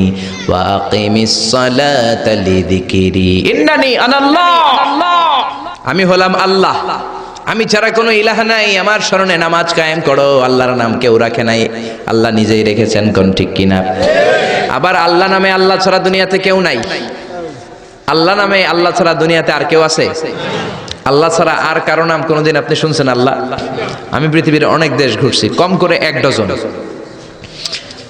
এক ডজন দেশ আমি পৃথিবীতে ঘুরেছি আমি কোথাও কারো নাম আল্লাহ শুনি নাই আপনি শুনেছেন কেউ শুনেন নাই শুনবেন কোত্থেকে কারণ আল্লাহ নামটা আল্লাহর ছাড়া আরো কারো নাই চিল্লায় বলেন ঠিক না এমনকি কোন নাস্তিকও তার নিজের নাম আল্লাহ বলে না কোন শয়তানের গড ফাদারও নিজের নাম আল্লাহ বলে নাই এমনকি ফেরাউনও তার নিজেকে আল্লাহ বলে নাই ফেরাউন নিজেকে দাবি করেছে আমি বড় রব ফাহাশারা ফানাদা ফাকালা আনা রাব্বুকুমুল আ'লা মিশরের সব লোককে জড়ো করে সে বলে নাই আমি আল্লাহ সে বলেছে আমি তোমাদের বড় রব আমি তোমাদের বড় খোদা আসলে খোদা না হুদা জোরে বলেন খোদা না হুদা এই জন্য বেয়াদবটাকে রব্বুল আলামিন সাগরের লোনা পানির মধ্যে ডুবিয়ে ডুবিয়ে মেরেছেন সাইয়েদনা মুসা আলাইহিস সালামকে মারার জন্য পেছন থেকে হামলা করা হলো সাইয়েদনা মুসা আলাইহিস সালাম লোহিত সাগরের দিকে দিলেন একটা দৌড়ে দৌড়াতে দৌড়াতে সামনে লোহিত সাগর আল্লাহর কাছে চোখের পানি ছেড়ে দিয়ে ডেকে বলেন আল্লাহ সামনে বিশাল লোহিত সাগর, কেমন করে পার হব? সাঁতার কেটে তো লোহিত সাগর পার হওয়া যায় না। পেছন থেকে ফেরাউনের বাহিনী আমাদেরকে মারার জন্য এসেছে। আল্লাহ বললেন, মুসা দোয়ার দরকার নাই, তোমার লাঠি দিছি কোন কাজের লাগে? লাঠি দিয়েছি ব্রিজ বানাবা, সাপ বানাবা, বড় বড় জিনিস বানাবা। তোমার হাতের লাঠিটা লোহিত সাগরের মধ্যে রেখে দাও, বিশাল রাস্তা আমি এমনিতেই বানিয়ে দেব। সাইয়েদনা মুসা আলাইহিস সালাম লাঠি ফেললেন, লোহিত সাগরের এক মাথা থেকে আরেক মাথা বিশাল রাস্তা। এই লোহিত সাগর আমি অনেকবার গিয়েছি। Red sea, it's a border sea between KSA, the kingdom of Saudi Arabia, and the Arab republic of Egypt. মিশর এবং সৌদি আরবের মাঝখানে বর্ডার সাগর, এটা লোহিত সাগর। এটার এই মাথায় দাঁড়ালে ওই মাথায় সৌদি আরব। সুবহানাল্লাহ কইবেন না? জেদ্দা নগরী। এই লোহিত সাগরে ফেরাউন ডুবে মরেছে। অনেকে বলে নীল নদে ডুবে মরেছে, ভুয়া কথা। আমি ফেরাউনের দেশের মানুষ মিয়া, এই তথ্য আমার কাছ থেকে শুনেন। আমি ফেরাউনের দেশে ছিলাম 5 বছর, নীল নদের পানি খেয়েছি আমি 5 বছর। সরাসরি নীল নদ থেকে নিয়ে খাই নাই। আবার মিশরের সরকার রিফাইনিং করে, পরিশোধন করে, পাইপলাইনের মাধ্যমে গোটা মিশরে ছড়িয়ে দিয়েছে। নীল নদ লম্বায় সবচেয়ে বড়, আড়াআড়িতে বড় নয়। আপনি ভালো সাঁতার জানলে আড়াআড়ি পাশের দিক থেকে আপনি নীল নদকে ক্রস করে ওদিকে চলে যেতে পারবেন। কিন্তু লম্বা এটা 6695 কিলোমিটার লম্বা, পৃথিবীর সবচেয়ে বড় নদ। এটা জান্নাতের নদ। বিশ্বনবী যখন মেরাজে গেলেন, 2টা নদী সিদরাতুল মুনতাহা থেকে জান্নাতে চলে যায়, আর 2টা নদী জান্নাত থেকে পৃথিবীর দিকে নামে।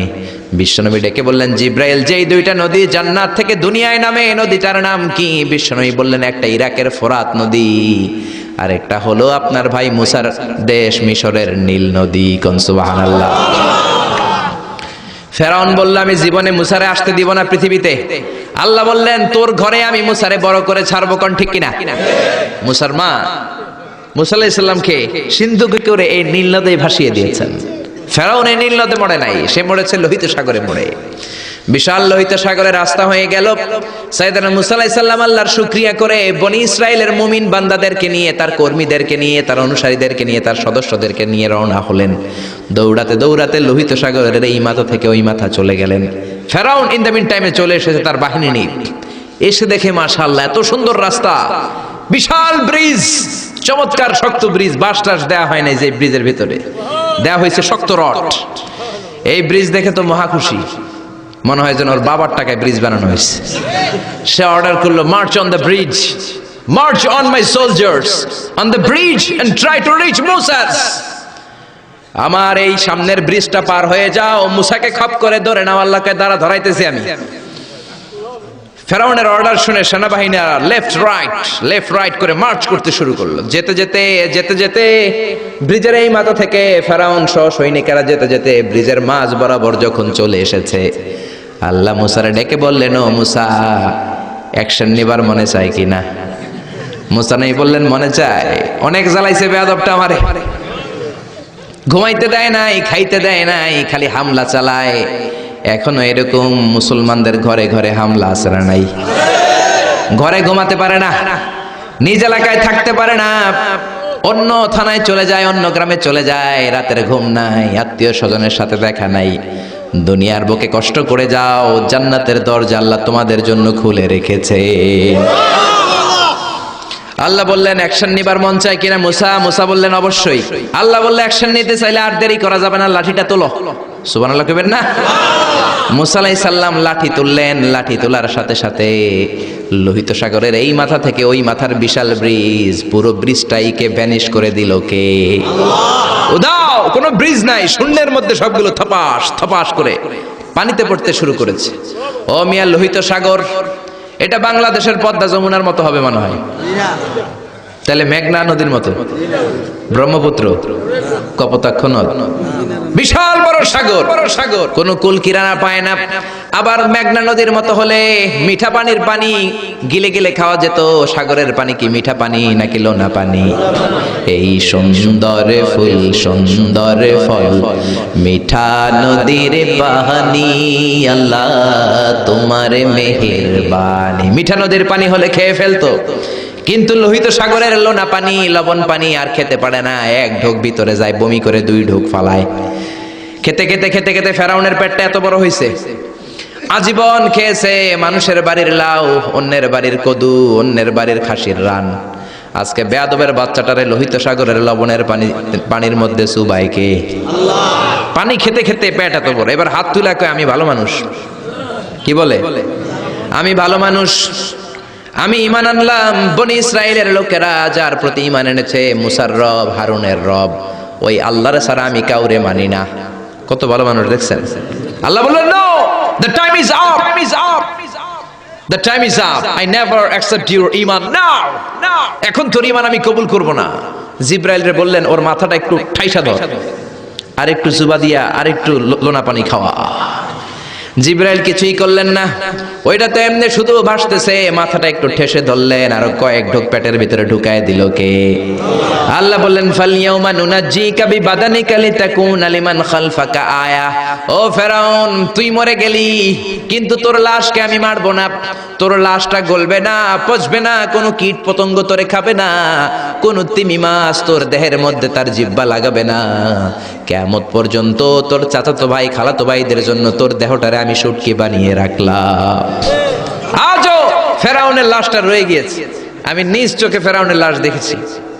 মিশরের রাজধানী কায়রোর তাহরির স্কয়ারে তাদের যে মিউজিয়াম, ন্যাশনাল মিউজিয়ামের রয়্যাল মমিস চেম্বারে, আমরা তো আজহারের ছাত্র, ফ্রিতে ঢুকতাম, ফ্রি ঢুকছি, ফ্রি লাশ দেখেছি।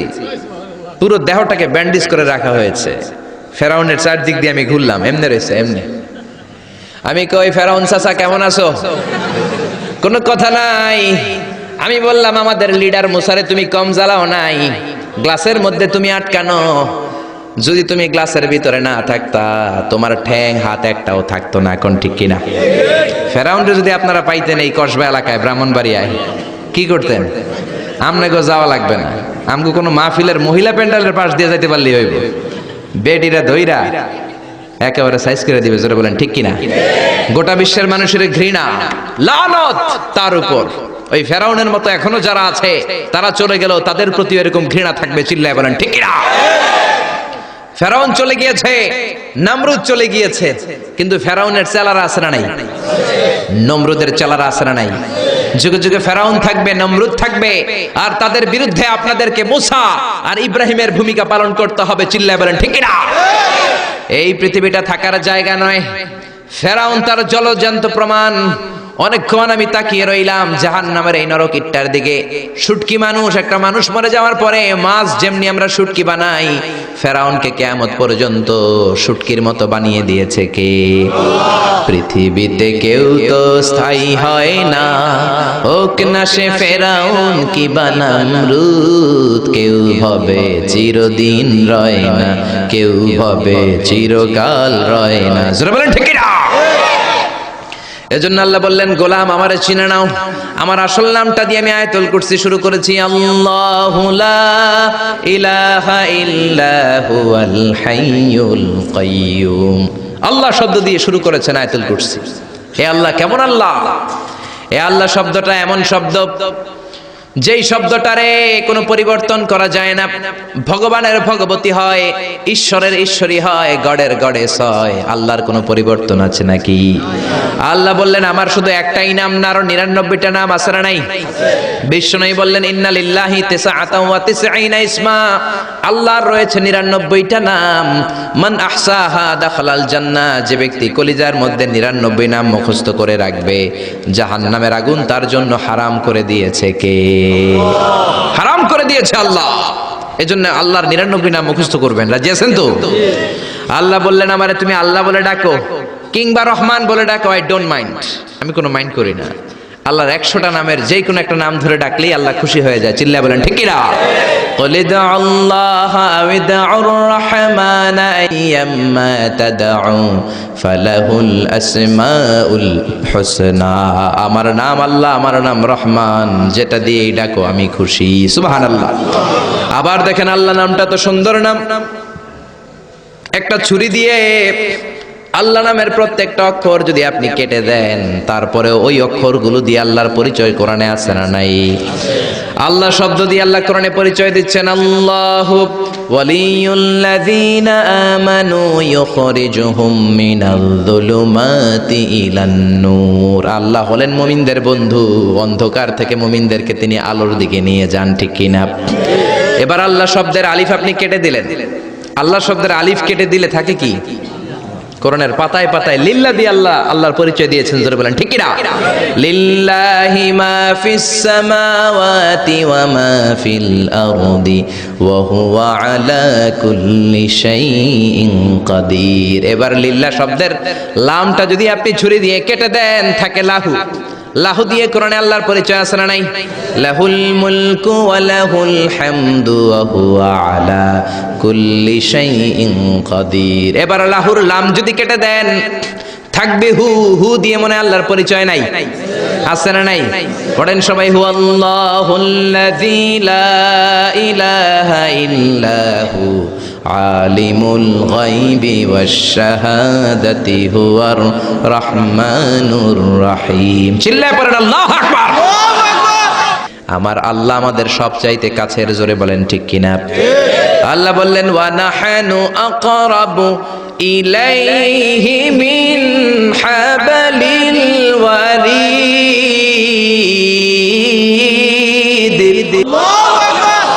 আমি আমার বান্দার শাহরগ, কণ্ঠনালী, যেখানে শ্বাসনালী রয়েছে, ওই শ্বাসনালীর রগের চাইতো বান্দার বেশি কাছে থাকি। কোন সুবহানাল্লাহ।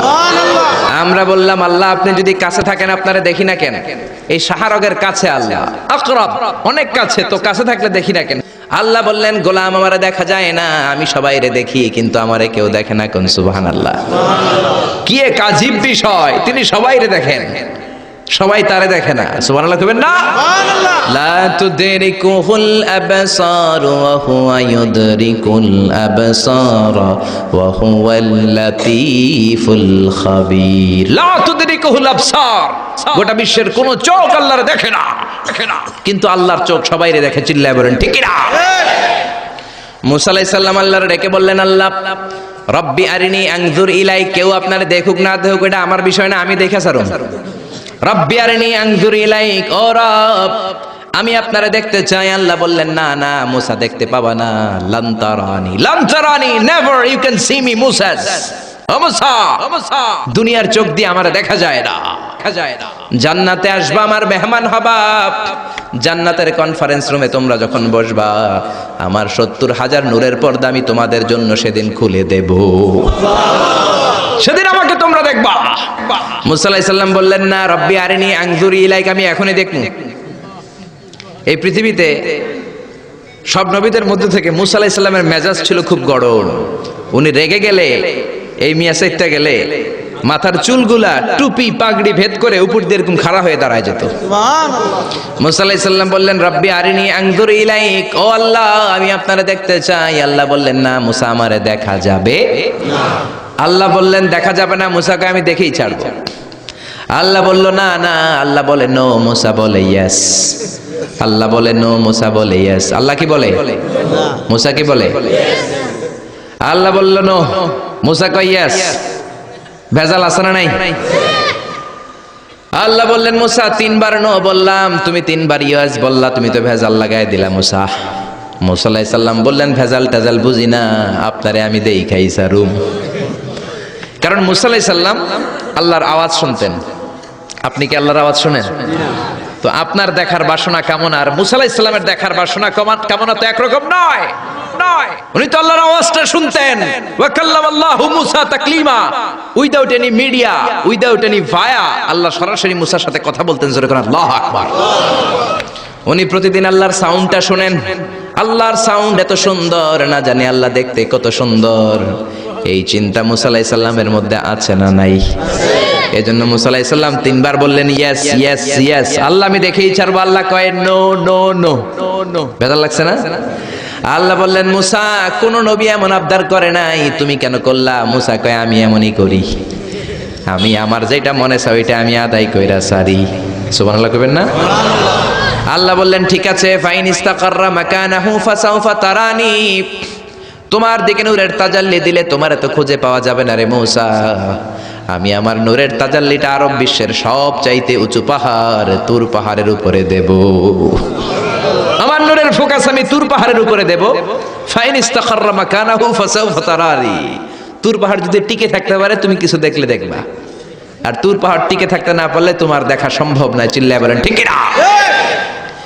এই পৃথিবীতে সবচেয়ে বড় পাহাড় এশিয়া মহাদেশে হচ্ছে মাউন্ট এভারেস্ট, ইউরোপের হচ্ছে আলাস্কা পর্বতমালা, আমেরিকাতে হচ্ছে আল্পস পর্বতমালা, আরব বিশ্বের সবচেয়ে বড় পর্বতের নাম হলো তুর পাহাড়ের পর্বতমালা। কোন সুবহানাল্লাহ। এই তুর পাহাড়ের চূড়ায় আমি 2 বার উঠেছি। যে তুর পাহাড়ের কথা আল্লাহ কোরআনে 10 বার বলেছেন। আমার জীবনে এত কষ্ট কখনো হয় নাই যত কষ্ট হয়েছে তুর পাহাড়ে উঠতে। 120 জনের একটা কাফেলা নিয়ে আমি উঠেছিলাম, কাঁধে ব্যাগ। কত কষ্ট যে হয়েছে, পাহাড় কেটে কেটে সরকার রাস্তা বানিয়ে রেখেছে। দিনের বেলা ওঠা যায় না, ওঠা শুরু করতে হবে রাত 12টা 1টায়। উঠতে উঠতে আপনি রাত 4টার দিকে পৌঁছবেন। আবার ফজরের আজান দেয়া মাত্রই নামাজ পড়ে ব্যাক করবেন। You have to return back. ওখানে পৃথিবীর প্রাচীন একটা খ্রিস্টানদের গির্জা আছে, সেন্ট ক্যাথারিনা গির্জা। ওইখানে একটা গাছ আছে, যে গাছের ভেতর থেকে মুসা আলাইহিস সালাম আল্লাহর আলো দেখেছিলেন। ওই গাছটা আজও আছে। খ্রিস্টান, ইহুদি, মুসলমান 3 ধর্মের লোকদের জন্য এটা তীর্থস্থান, সবাই যায়। ওই গাছের গোড়া দিয়ে প্রতি বছর নতুন গাছ গজায়। খ্রিস্টানরা ওইখানে মনের কথা লিখে গার্লফ্রেন্ডের নাম লিখে দিয়ে আসে কাগজে, যাতে দেশে আসলে গার্লফ্রেন্ডের সাথে বিয়ে হয়ে যায়। ওই গাছে লাগাই দিলে আপনার গাছ কিছু করতে পারবে না, সুতা লাগাইলে সুতা আপনারা কিছু করতে পারবে না। মিয়া করতে পারে একজন, তিনি কে? চূড়ায় উঠলাম ফজরের সময়। এত কষ্ট হয়েছে এই তুর পাহাড়ের চূড়ায় উঠতে, অসম্ভব কষ্ট। বাংলাদেশের পাহাড়গুলো মাটির পাহাড়। আপনি বান্দরবানের চিম্বুক পাহাড়ে যান, আমি উঠেছি চিম্বুকের চূড়ায়, সেনাবাহিনীর মিলিটারি ক্যাম্প আছে ওখানে। 3টার দিকেও চমৎকার বাতাস, সমস্যা নাই, কারণ পাথরটা মাটির পাথর। মাটির পাহাড়, পাহাড়টা কিসের পাহাড়? আর আরব বিশ্বের পাহাড়গুলো পাথরের পাহাড়। ওই পাথরের কন্টাকে যদি সানশাইন লাগে, সূর্যের আলো লাগে, 2 ঘন্টার মধ্যে মরুভূমির মতো গরম হয়ে যায়, আর থাকা যায় না। আমরা নেমে আসলাম ফজরের নামাজ পড়ে। আল্লাহ বললেন, মুসা ঠিক আছে, বায়না যখন ধরেছ, আমার নূর দেখতে চাও, তাড়াতাড়ি তুর পাহাড়ের উপরে উঠে যাও। আগামীকাল তুর পাহাড়ের উপরে তুমি এতটার সময় আসবা, আমি আমার নূরের তাজাল্লি তুর পাহাড়ে দিয়ে দেব। যদি তুর পাহাড় টিকতে পারে তুমি দেখবা। মুসা আলাইহিস সালাম তো খুশিতে বাকবাকুম। এতদিন আল্লাহর আওয়াজ শুনতাম, এখন আল্লাহরে দেখবো, নূর দেখা যাবে। পরের দিন ওযু করে গোসল করে সাইয়েদনা মুসা আলাইহিস সালাম দৌড়াতে দৌড়াতে টাইমের আগেই হাজির। টাইমের আগেই যে তুর পাহাড়ের উপরে হাজির। আল্লাহ বললেন, মুসা এত আগে আসলা কেন? মুসাকে আমার তো আর সয় না। কোন সুবহানাল্লাহ। আল্লাহ বললেন, আমার সব কাজ টাইমলি হয়। সময় যখন হলো, শেষবারের মতো আল্লাহ মুসা আলাইহিস সালামরে জিজ্ঞেস করলেন, মুসা তুমি কি আসলেই আমার নূর দেখতে চাও কিনা? কারণ খেলাটা সাধারণ কোনো খেলা নয়, এটা বিপিএল এর খেলা নয়, আইপিএল এর নয়, এটা মুসার সাথে বিশ্ব গভর্নমেন্টের খেলা, ঠিক না? খেলার মাঝখানে যে যদি বলে আমি খেলবো না, তাহলে কিন্তু হবে না রে মুসা। আমার নূরের তাজাল্লি আমার আরশের উপর থেকে দুনিয়াতে পড়বে, খেলাটা বড় ডেঞ্জারাস খেলা, ঠিক কি না? মুসা আলাইহিস সালাম বললেন, ব্যাপার না, ব্যাপার না, আমি রাজি। সবচেয়ে শক্তিশালী নবী ছিলেন মুসা আলাইহিস সালাম। ফেরাউনের এক বাবুর্চিরে থাপ্পড় মেরে দুনিয়া থেকে বিদায় করে দিয়েছে। নিহত করার জন্য মারে নাই। ফেরাউনের বাবুর্চি মিশরে নতুন একজন টুরিস্ট এসেছিল, ভিজিটর, তার সাথে মারামারি লাগাইল। মুসা আলাইহিস সালাম দেখলেন ফেরাউনের বাবুর্চি মন্ত্রীর ভাইগনা, মন্ত্রীর চেয়ে বেশি দাপটকন, ঠিক কিনা? ফেরাউনের বাবুর্চি জোর জুলুম খাটায় ওই নতুন আগন্তুকরে মারা শুরু করেছে। মুসা আলাইহিস সালাম সহ্য করেন নাই। মুসা আলাইহিস সালাম যে কোনো কথা নাই, 40 কেজি ওজনের এক থাপ্পড়, এক থাপ্পড়ে বাবুর্চি শেষ।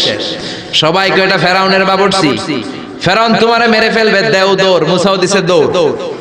এক দৌড়ে দৌড়াতে দৌড়াতে দৌড়াতে মিশরের বর্ডার শেষ করে, যারা সৌদি মিশর মাদিয়ান ঘুরেছেন, সৌদি বর্ডারের এখানে একটা এলাকা আছে মাদিয়ান, ওইটা আবার শোয়েব আলাইহিস সালামের বর্ডার। সুবহানাল্লাহ কইবেন না? ওইখানে চলে গেছে। শোয়েব আলাইহিস সালাম বৃদ্ধ নবী ছিলেন, ওনার 2টা মেয়ে ছিল, ছাগল পালতো, ছাগলের পানি খাওয়াইতে গেছে। বিশাল কূপ, কূপের ঢাকনাটা অনেক ওজন। সব যুবকেরা পানি খাইয়ে, তাদের ছাগলকে পানি খাইয়ে ঢাকনা লাগাই দিয়ে চলে গেছে। মেয়েগুলা তোরা ঢাকনা উঠাতে পারে না, গুনগুনিয়ে কাঁদে। ঘরে গেলে আব্বা বকবে, বুড়ো আব্বারে কি জবাব দেব?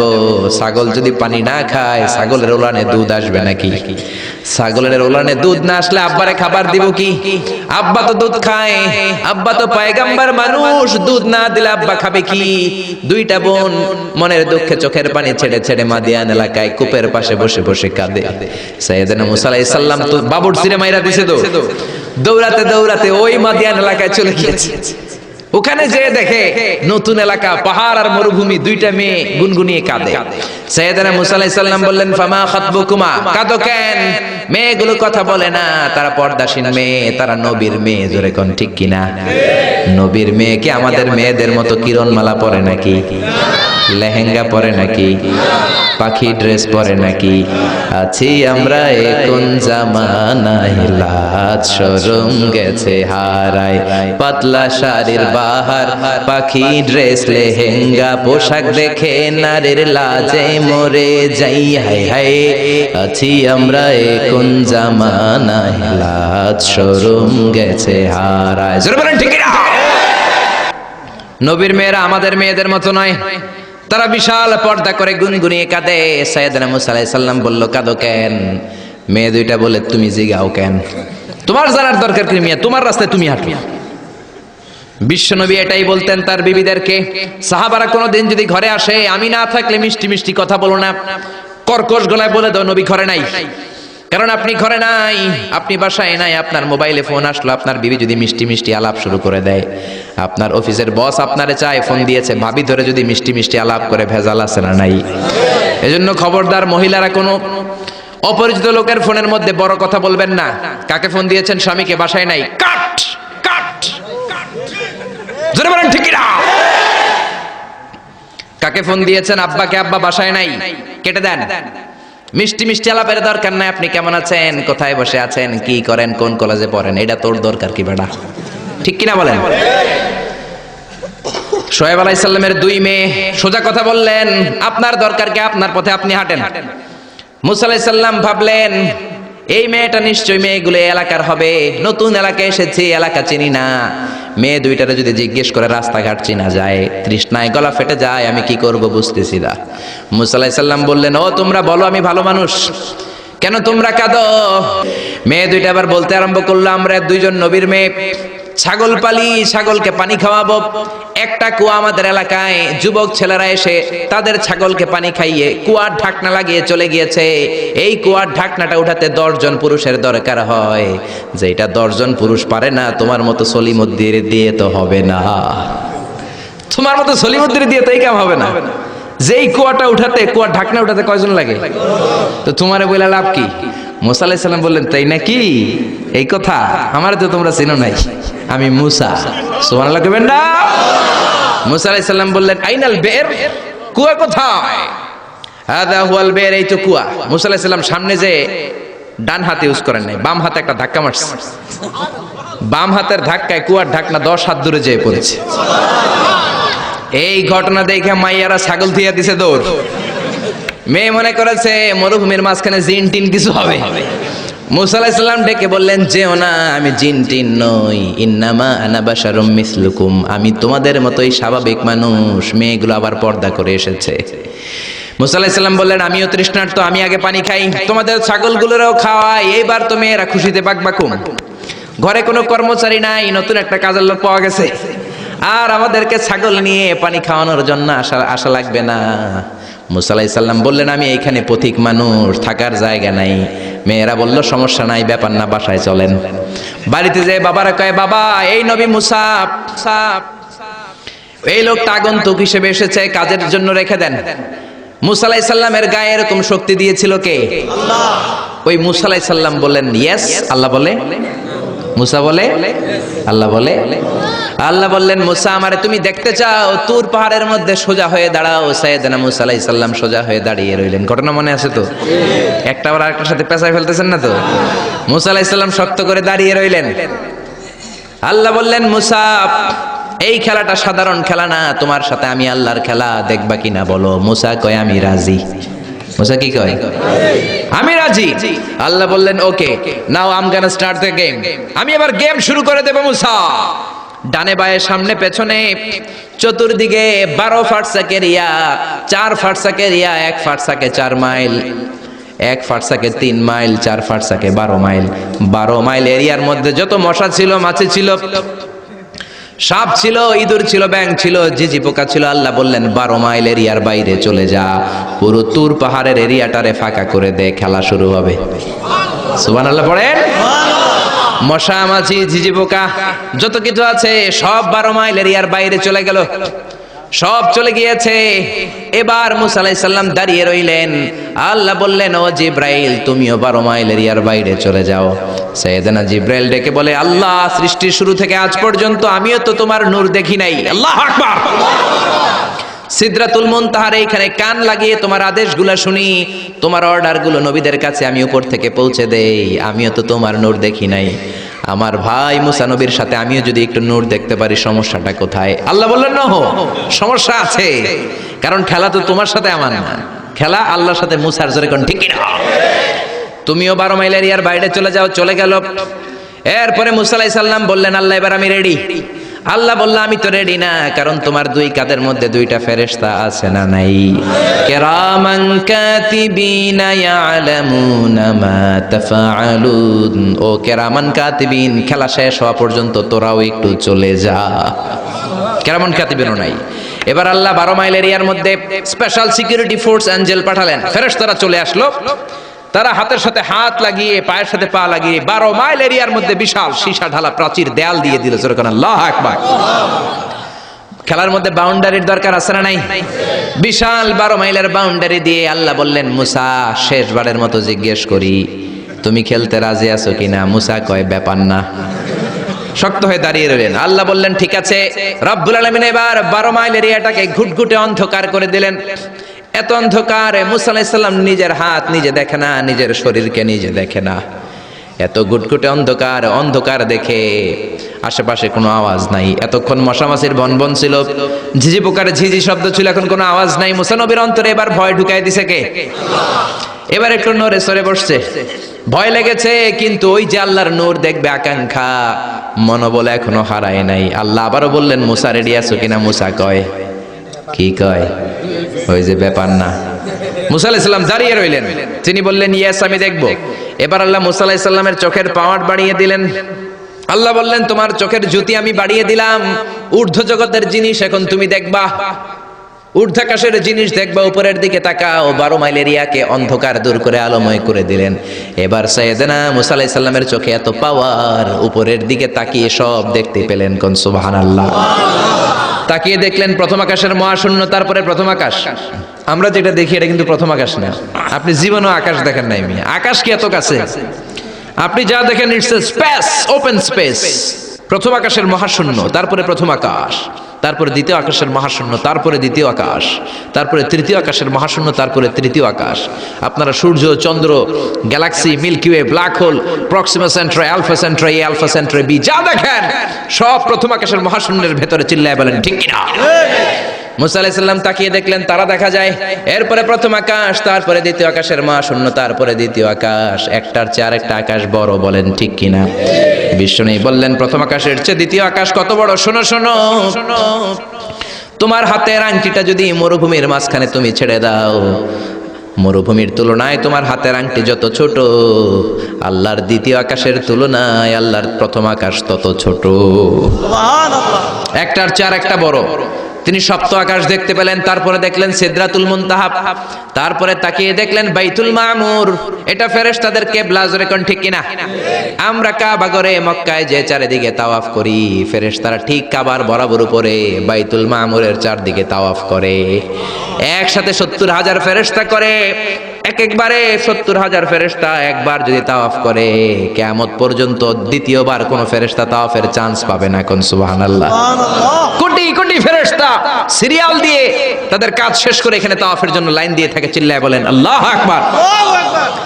এরপরে সাইয়েদনা মুসা আলাইহিস সালাম তাকিয়ে দেখলেন বিশাল বড় কোরআনের বাড়ি দেখা যায়, বাল হুয়া কোরআনুম মাজিদ ফি লাউহিম মাহফুজ, লাউহে মাহফুজ দেখতে পেলেন। এরপরে তাকিয়ে দেখেন আল্লাহর কুরসি দেখা যায়, তারপরে দেখলেন আল্লাহর আরশ দেখা যায়, তারপরে দেখলেন আল্লাহর 70,000 নূরের পর্দা দেখা যায়। কোন সুবহানাল্লাহ। এবার আল্লাহ নূরের পর্দা থেকে নূরের ফোকাস করবেন। সবচেয়ে ছোট পর্দা হলো প্রথম পর্দাটা। রব্বুল আলামিন বললেন, মুসা তুমি শেষ বারের লাস্ট ডেস্টিনেশনে, শেষ স্টেশনে চলে এসেছো।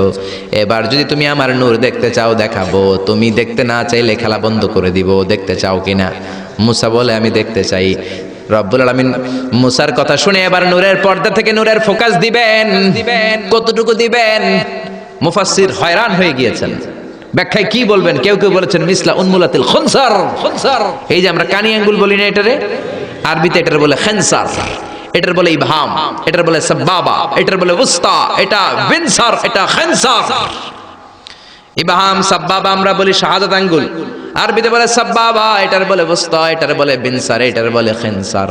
মুফাসসিরিন ইকরাম বলেন খেনসার আঙ্গুল পরিমাণ এই আঙ্গুলের, কানি আঙ্গুলের সামনে যতটুকু পরিমাণ, ওই পরিমাণ জায়গা আল্লাহ 70,000 নূরের পর্দা নয়, শুধুমাত্র প্রথম পর্দাটা এতটুকু ফাঁক করেছে। আবার কোন মুফাসসিরিন বলেছেন না না, এত বেশি না।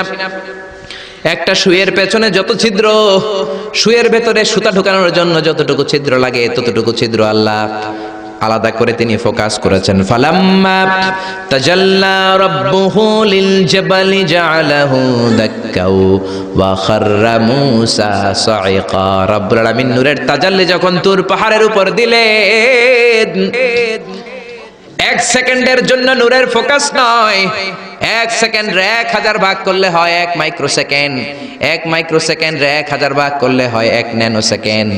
1 ন্যানো সেকেন্ডের জন্য রব্বুল আলামিন নূরের ফোকাস দিলেন। কোন সুবহানাল্লাহ। ওই নূরের ফোকাস পেয়ে ফালাম্মা তাজাল্লা রাব্বুহু লিল জাবালি জাআলাহু দাক্কা ওয়া খাররা মূসা সাইকা, মুহূর্তের মধ্যে বিশাল সিলসিলাত তুরে সাইরা আল্লাহর নূরের তাজাল্লিতে জ্বলে পুড়ে মেসাকার হয়ে যায়। মূসা আলাইহিস সালাম কি আর দেখবে? এটা তো 1 সেকেন্ডও না। 1 সেকেন্ডের 1000 ভাগ করলে 1 মাইক্রোসেকেন্ড, 1 মাইক্রোসেকেন্ডকে 1000 ভাগ করলে 1 ন্যানো সেকেন্ড। 1 ন্যানো সেকেন্ডের জন্য নূরের ঝলক মেরেছেন। ওই নূরের ঝলকে তুর পাহাড় জ্বলে যায়। সাইয়েদনা মূসা আলাইহিস সালাম বেহুশ হয়ে পাহাড়ের উপরে পড়ে যায়। কোন সুবহানাল্লাহ। হুশ ফেরার পরে হাত জোর করে আল্লাহর কাছে ক্ষমা চায়, মাবুদ রে, আর জীবনে বায়না ধরবো না, আর জীবনে বলবো না আমি তোমারে দেখতে চাই। জনমের স্বাদ মিটে গেছে, কিছুই দেখতে পারে নাই, এক তাজাল্লিতে বেহুশ হয়ে পড়ে গিয়েছে। চিৎকার করে পড়েন না আল্লাহু আকবার। সে আল্লাহ বলছেন লা তুদরিকুহুল আবসার ওয়া হুয়া ইউদরিকুল আবসার ওয়া হুয়াল লাতীফুল খাবীর। আয়াতুল কুরসি শুরু হয়েছে কোন শব্দ দিয়ে? আল্লাহ শব্দ দিয়ে। আল্লাহ বললেন আল্লাহু লা ইলাহা ইল্লাহু, তিনি ছাড়া কোনো ইলাহ নাই। ইলাহ একজন, মাবুদ একজন, চাইতে হবে তার কাছে। জোরে বলেন ঠিক কিনা? এজন্য খাজা বাবার কাছে নয়, দয়াল বাবার কাছে নয়, পাগলা বাবার কাছে নয়, ল্যাংটা বাবার কাছে নয়, চাইতে হবে কার কাছে? আল্লাহর কাছে চাইবেন, গণকের কাছেও না, জ্যোতিষ বাবার কাছেও না। জোরে কোন ঠিক কিনা? অনেকে জ্যোতিষের কাছে চায়, আছে না নাই? রাশিফল দেখে উল্টা পাল্টা বলে। আপনি আপনার বন্ধুরে নিয়ে গেলেন, বললেন জ্যোতিষ বাবা আমার কোন রাশি, আমার বন্ধুর কোন রাশি? জ্যোতিষ বাবা বলবে তোর ভাল্লুক রাশি, তোর বন্ধুর উল্লুক রাশি। এটার ভাল্লুক রাশি, ওইটার আন্দাজে কথা বলে। এজন্য এদের কাছে চাওয়া যাবে না, চাইতে হবে একজনের কাছে। তিনি কে? তার মানে আয়াতুল কুরসির শুরুতে আল্লাহ তাওহীদের ফোকাস দিলেন। তাওহীদ আপনার জীবনের সবচাইতে দামি জিনিস। তাওহীদ শেষ, আপনি শেষ। তাওহীদের বিপরীত হচ্ছে শিরক। তাওহীদের বিপরীত কি? এই শিরক, এটা ক্যান্সারের চেয়ে ভয়ঙ্কর। ক্যান্সার এত মারাত্মক নয়, শিরক যতটা মারাত্মক। ক্যান্সারের অ্যান্সার আছে, শিরকের অ্যান্সার নাই। ক্যান্সারের অ্যান্সার পাওয়া যায়, শিরকের অ্যান্সার পাওয়া যায় না, ঠিক কিনা? ইন্নাল্লাহা লা ইয়াগফিরু আন ইউশরাকা বিহি, আল্লাহ শিরক ছাড়া সব গুনাহকে ক্ষমা করে দিতে পারেন, শিরকের গুনাহ আল্লাহ কখনো ক্ষমা করেন না। কোন ঠিক কিনা?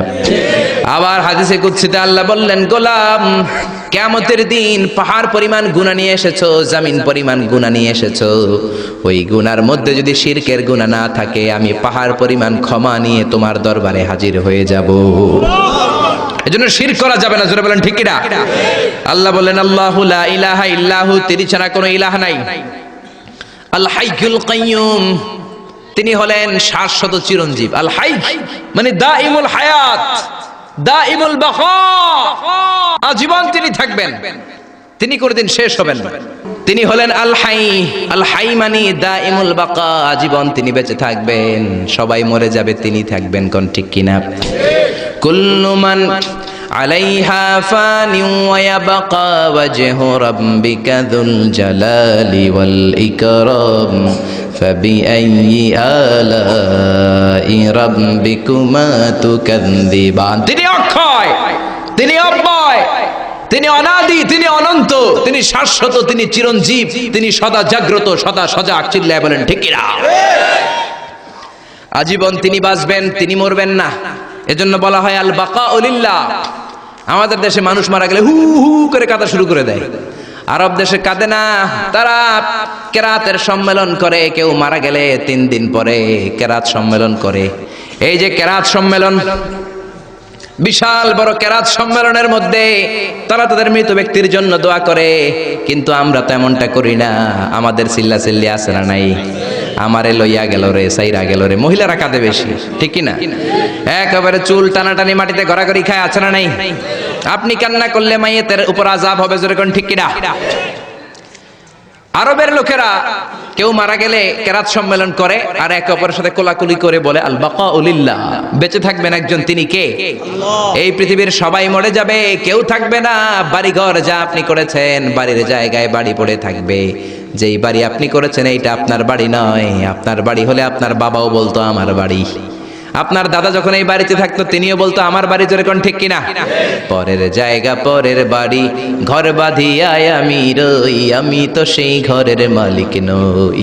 পরের জায়গা পরের বাড়ি, ঘর বাঁধিয়ায় আমি রই, আমি তো সেই ঘরের মালিক নই। চিল্লায় বলেন না ঠিক কিনা? সবাই মরে যাবেন, সবাই আমরা মরে যাব। আল্লাহ মালাকুল মাউতকে ডেকে বলবেন, ও মালাকুল মাউত, আর কে কে বেঁচে আছে? মালাকুল মাউত বলবে, কেউ বেঁচে নাই, সব মানুষগুলোরে মেরে ফেললাম। আল্লাহ বলবেন, এবার জিনদেরকে মেরে ফেলো। জিনগুলারও মেরে ফেলা হবে। এবার আল্লাহ ডেকে বলবেন, ইয়া মালাকুল মাউত আখবিরনি মান ইয়াবকা, কে কে বেঁচে আছে বলো। মালাকুল মাউত বলবে, আল্লাহ কেউ বেঁচে নাই, জিনেরাও শেষ। আল্লাহ বলবে, এবার ইবলিস রে ধর। কারে ধর? সবাইকে মারতে যত কষ্ট দিয়েছো, ইবলিসকে ডবল কষ্ট দিয়ে মারো। মালাকুল মাউত বলবে, ইবলিসও শেষ। আল্লাহ বলবেন, এবার ফেরেশতাদেরকে মারো। মালাকুল মাউত বলবে, ফেরেশতারাও শেষ। আল্লাহ বলবে, আখবিরনি মান ইয়াবকা, আর কে কে বেঁচে আছে বলো। মালাকুল মাউত বলবে, আল্লাহ শুধুমাত্র 4 জন ফেরেশতা বাকি। চিল্লায় বলেন কয়জন? জিব্রাইল, ইসরাফিল, মিকাইল আর আমি আজরাইল। আল্লাহ বলবেন, জিব্রাইলের রূহ কবজ করে আনো, মিকাইলের রূহ কবজ করে আনো, ইসরাফিলের রূহ কবজ করে আনো। এবার আল্লাহ বলবেন, ইয়া মালাকুল মাউতি আখবিরনি মান ইয়াবকা, আর কে কে বেঁচে আছে বলো। মালাকুল মাউত বলবে, আল্লাহ মহাবিশ্বে আর কেউ বেঁচে নাই, শুধুমাত্র 2 জন ছাড়া। এক হলেন আপনি আল হাইয়ুল কাইয়ুম, শাশ্বত চিরঞ্জীব, আপনার কোনো লয় নাই, ক্ষয় নাই, অব্যয় অক্ষয়, সদা জাগ্রত, সদা সজাগ। আর হলাম আমি আপনার হুকুমের গোলাম আজরাইল। এই 2 জন ছাড়া মহাবিশ্বে আর কেউ বেঁচে নাই। আল্লাহ ডেকে বলবেন, আজরাইল সবাইকে তো মারলি, এইবার একটু তুই মর। এবার তুই মর, তুই মর, তুই মর। এই কথা শুনে মালাকুল মাউতের কাঁপুনি ছুটে যাবে। কাঁপতে কাঁপতে ডেকে বলবে, আল্লাহ সবাইকে আমি মারলাম, আমি মরবো কেন? আল্লাহ বলবেন, তুইও মরবি। মালাকুল মাউত বলল, আগে বলেন নাই কেন যে আমিও মরবো? আল্লাহ বললেন, তুই কি জানিস না, কুল্লু নাফসিন যায়িকাতুল মাউত, দুনিয়ার সবাইকে মৃত্যুর স্বাদ নিতে হবে। কোন ঠিক কি না? এজন্য ঘর ঘর কইরেন না মিয়া, এই দামি ঘর আপনার সাথে যাবে না। সুন্দর জামা পরে রইলেন, এটা দুনিয়ার জন্য, কবরে কিন্তু যাবে না। দামি ঘড়ি পরে রইলেন, ঘড়ি যাবে না। চোখে চশমা দিয়ে রইলেন, চশমাটা যাবে না। দামি টয়লেট বানালেন, ফিটিংস বানালেন, আপনার শেষ গোসলটা আপনার টয়লেটে হবে না। আপনার দামি ফিটিংস দিয়ে বানানো আপনার চমৎকার টয়লেটের মধ্যে 20টা বছর দামি এই টয়লেটের মধ্যে টাইলস করা টয়লেটে গোসল করলেন, আপনার শেষ গোসলটাকে আপনার টয়লেটে হবে নাকি? আপনার দামি ফিটিংস দেয়া টয়লেটের মধ্যে গোসলখানায় আপনার শেষ গোসল হবে না। যেখানে মুর্দা ধোয়া হয়, মরা ধোয়া হয়, ওই জায়গায় আপনার গোসল হবে, ঠিক না? আল্লাহ ডেকে বলবেন, মালাকুল মাউত আখবিরনি মাইয়া বাকা, কে কে বেঁচে আছে বল। আল্লাহ আমি ছাড়া আর কেউ নাই। আল্লাহ বলবে তুই মর, তুই মর। শুনে কাঁপতে কাঁপতে ডেকে বলবে আল্লাহ সৃষ্টির শুরুতে যদি আমি জানতাম আমাকেও একদিন মরতে হবে, তাহলে এই মৃত্যু ফেরেশতার দায়িত্ব নিতে আমি ক্ষমা চাইতাম। আমি বলতাম আমার ভাই জিব্রাইল রে আপনি মালাকুল মউত বানিয়ে দেন, আমাকে আপনি জিব্রাইলের অভিবন্টনের দায়িত্ব দেন, কিংবা ইসরাফিলের দায়িত্ব, সিংহায় ফুৎকার দায়িত্বটা আপনি আমারে দেন। ইসরাফিল রে মালাকুল মউত বানিয়ে দেন, কিংবা আপনি মিকাইলের বৃষ্টি বন্টন করার দায়িত্বটা আমারে দিয়ে দেন, মিকাইলকে আপনি আজরাইল বানিয়ে দেন। আল্লাহ বলবেন কথা নাই, জান্নাত জাহান্নামের মাঝ বরাবর যে দাঁড়া, জান্নাত জাহান্নামের মাঝ বরাবর যে একটা জায়গা আছে, জায়গাটার নাম হলো আরাফ, ওইখানে কাঁপতে কাঁপতে কাঁপতে দাঁড়াবে।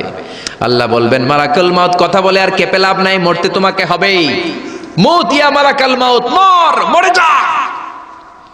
এক ধমক দেওয়ার সাথে সাথে চিৎকার মেরে মালাকুল মউত জান্নাত জাহান্নামের মাঝখানে বিকট একটা চিৎকার মেরে বেহুশ হয়ে ওইখানেই মরে যাবে।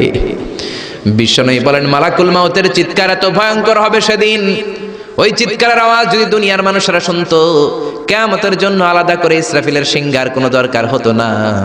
ওই মালাকুল মউতের চিৎকার শুনলে, ওই আওয়াজে, চিৎকারের আওয়াজে দুনিয়ার সব মানুষগুলো কানের পর্দা ফেটে লাশ হয়ে তখনই মরে যেত। এবার ডানেও কেউ নাই, বাঁয়েও কেউ নাই, সামনেও কেউ নাই, পেছনেও কেউ নাই, উপরেও কেউ নাই, নিচেও কেউ নাই, একজন ছাড়া। চিৎকার করে বলেন তিনি কে? আল্লাহ এবার ডেকে বলবেন লিমানিল মুলকুল ইয়াউম, লিমানিল মুলকুল ইয়াউম, who belongs the kingdom today. আজকে ক্ষমতা কার? এই যে ক্ষমতার বাড়াবাড়ি, এই যে ক্ষমতার অপব্যবহার, এই যে ক্ষমতা দিয়ে জুলুম করা, আজকে ক্ষমতা কার? আল্লাহ নিজেই বলবেন লিমানিল মুলকুল ইয়াউমা লিল্লাহিল ওয়াহিদিল কাহ্হার। ক্ষমতা কারোর জন্য নয়, একজনের ছাড়া। তিনি কে? এজন্য আল্লাহ বললেন আল্লাহু লা ইলাহা ইল্লা হুয়াল হাইয়ুল কাইয়্যুম। তিনি হলেন আল হাই, সব মরে যাবে একজন ছাড়া। তিনি কে? আল্লাহ। তিনি হলেন আল কাইয়্যুম। কাইয়্যুম মানে যে নিজেই স্বপ্রতিষ্ঠিত। আপনি কি স্বপ্রতিষ্ঠিত? না। আপনি জন্মের পরে আপনার মা আপনারে ধরে, আপনার নানি আপনার পেশাব পরিষ্কার করে, আপনার জ্বর ওঠে আপনার টিকা দেয়া লাগে, আপনার পায়খানা পেশা আবার একজন পরিষ্কার করে দেয়, আপনার বুকের দুধ মা খাওয়ায়, মুখে তুলে খাবার খাওয়াতে হয়। 3-4 বছর আগে আপনি তো হাঁটাই শিখেন না, জোরে কোন ঠিক কিনা? তারপরে বিপদে পড়লে আমরা চাই একজনের কাছে, তিনি কে? কিন্তু আল্লাহ কি কারো কাছে চায় নাকি? গোটা বিশ্বের মানুষ তাদের প্রয়োজন পূরণের জন্য আল্লাহর কাছে ঠেকা, আমার আল্লাহ কারো কাছে ঠেকা নাকি? এজন্য তিনি আল কাইয়্যুম, তার কোনো চাহিদা নাই, তিনি কারো কাছে চান না, গোটা বিশ্ব তার কাছে চায়। চিল্লায় বলেন ঠিক না? আমাদের চাহিদার কোনো শেষ নাই, আমরা সবাই ফকিন্নি। আমরা কি দেখছেন? ফকিন্নি কইতে ভালো লাগে না নিজেরে। আরে আমি সবচেয়ে বড় ফকিন্নি মিয়া। আমি ফকিন্নি, আমার বাপ ফকিন্নি, আমার দাদা ফকিন্নি, আমার মা ফকিন্নি, আমার 14 গোষ্ঠী ফকিন্নি। আল্লাহ বললেন ইয়া আইয়ুহান নাসু আনতুমুল ফুকারাউ ইলাল্লাহ। ও দুনিয়ার মানুষ, তোরা সব ফকিন্নি, ফকিন্নি। আনতুমুল ফুকারা ইলাল্লাহ, তোরা ফকির মিসকিন। আল্লাহু হুয়াল গনিয়ুল হামিদ, ধনী হলো একজন, তিনি হলেন আমার আল্লাহ। জোরে কোন ঠিক কিনা? এই দুনিয়ার মানুষের যত বেশি, তার চাহিদাও তত বেশি। দেখবেন যার পা নাই, এর কি কোন ল্যাংড়া, খুঁড়িয়ে খুঁড়িয়ে হাঁটে, তার চাহিদা আল্লাহ আমার যদি 2টা পা থাকতো, আমি ওই মানুষগুলোর মতো হেঁটে হেঁটে যেতে পারতাম। যেই লোকটা সুন্দরভাবে হেঁটে হেঁটে যেতে পারে, সে বলে আল্লাহ আমার যদি ওই লোকের মতো সাইকেল থাকতো, আমার হাঁটা লাগতো না, আমি সাইকেল চড়ে যেতাম। যার সাইকেল আছে তারও চাহিদা, সে বলে আল্লাহ ওই যে সুন্দর হুন্ডা চালিয়ে যায়, সাইকেল দিয়ে যেতে আমার অফিসে 2 ঘন্টা লাগে, হুন্ডা হইলে 20 মিনিটে যেতাম। হুন্ডাওয়ালা বলে আল্লাহ আমার একটা যদি প্রাইভেট কার থাকতো। এজন্য মানুষের চাহিদার শেষ নাই। চাই তো সে যে ফকির, আমরা সবাই ফকির, জোরে বলেন ঠিক কিনা? ধনী একজন, তিনি কে? আল্লাহ। এজন্য চাইতে হবে কার কাছে? আল্লাহ। জিকির করতে হবে কার? আল্লাহ। বিপদে আপদে সকালে বিকালে একজনই আমাদের সহায়, তিনি কে? আল্লাহ। আরো আসতে বলেন, তিনি কে? আল্লাহ। আল্লাহ আমাদের সবাইকে কথাগুলো বুঝে আর আমল করার তৌফিক দান করুক, আমরা পড়ি আমিন। আল্লাহ আমাদের সবাইকে মাহফিলটাকে কিয়ামতের দিন নাজাতের ওসিলা হিসেবে কবুল করুক, আমরা পড়ি আমিন। সবাই ভালো থাকবেন, সুস্থ থাকবেন, কোরআনের সাথে থাকবেন।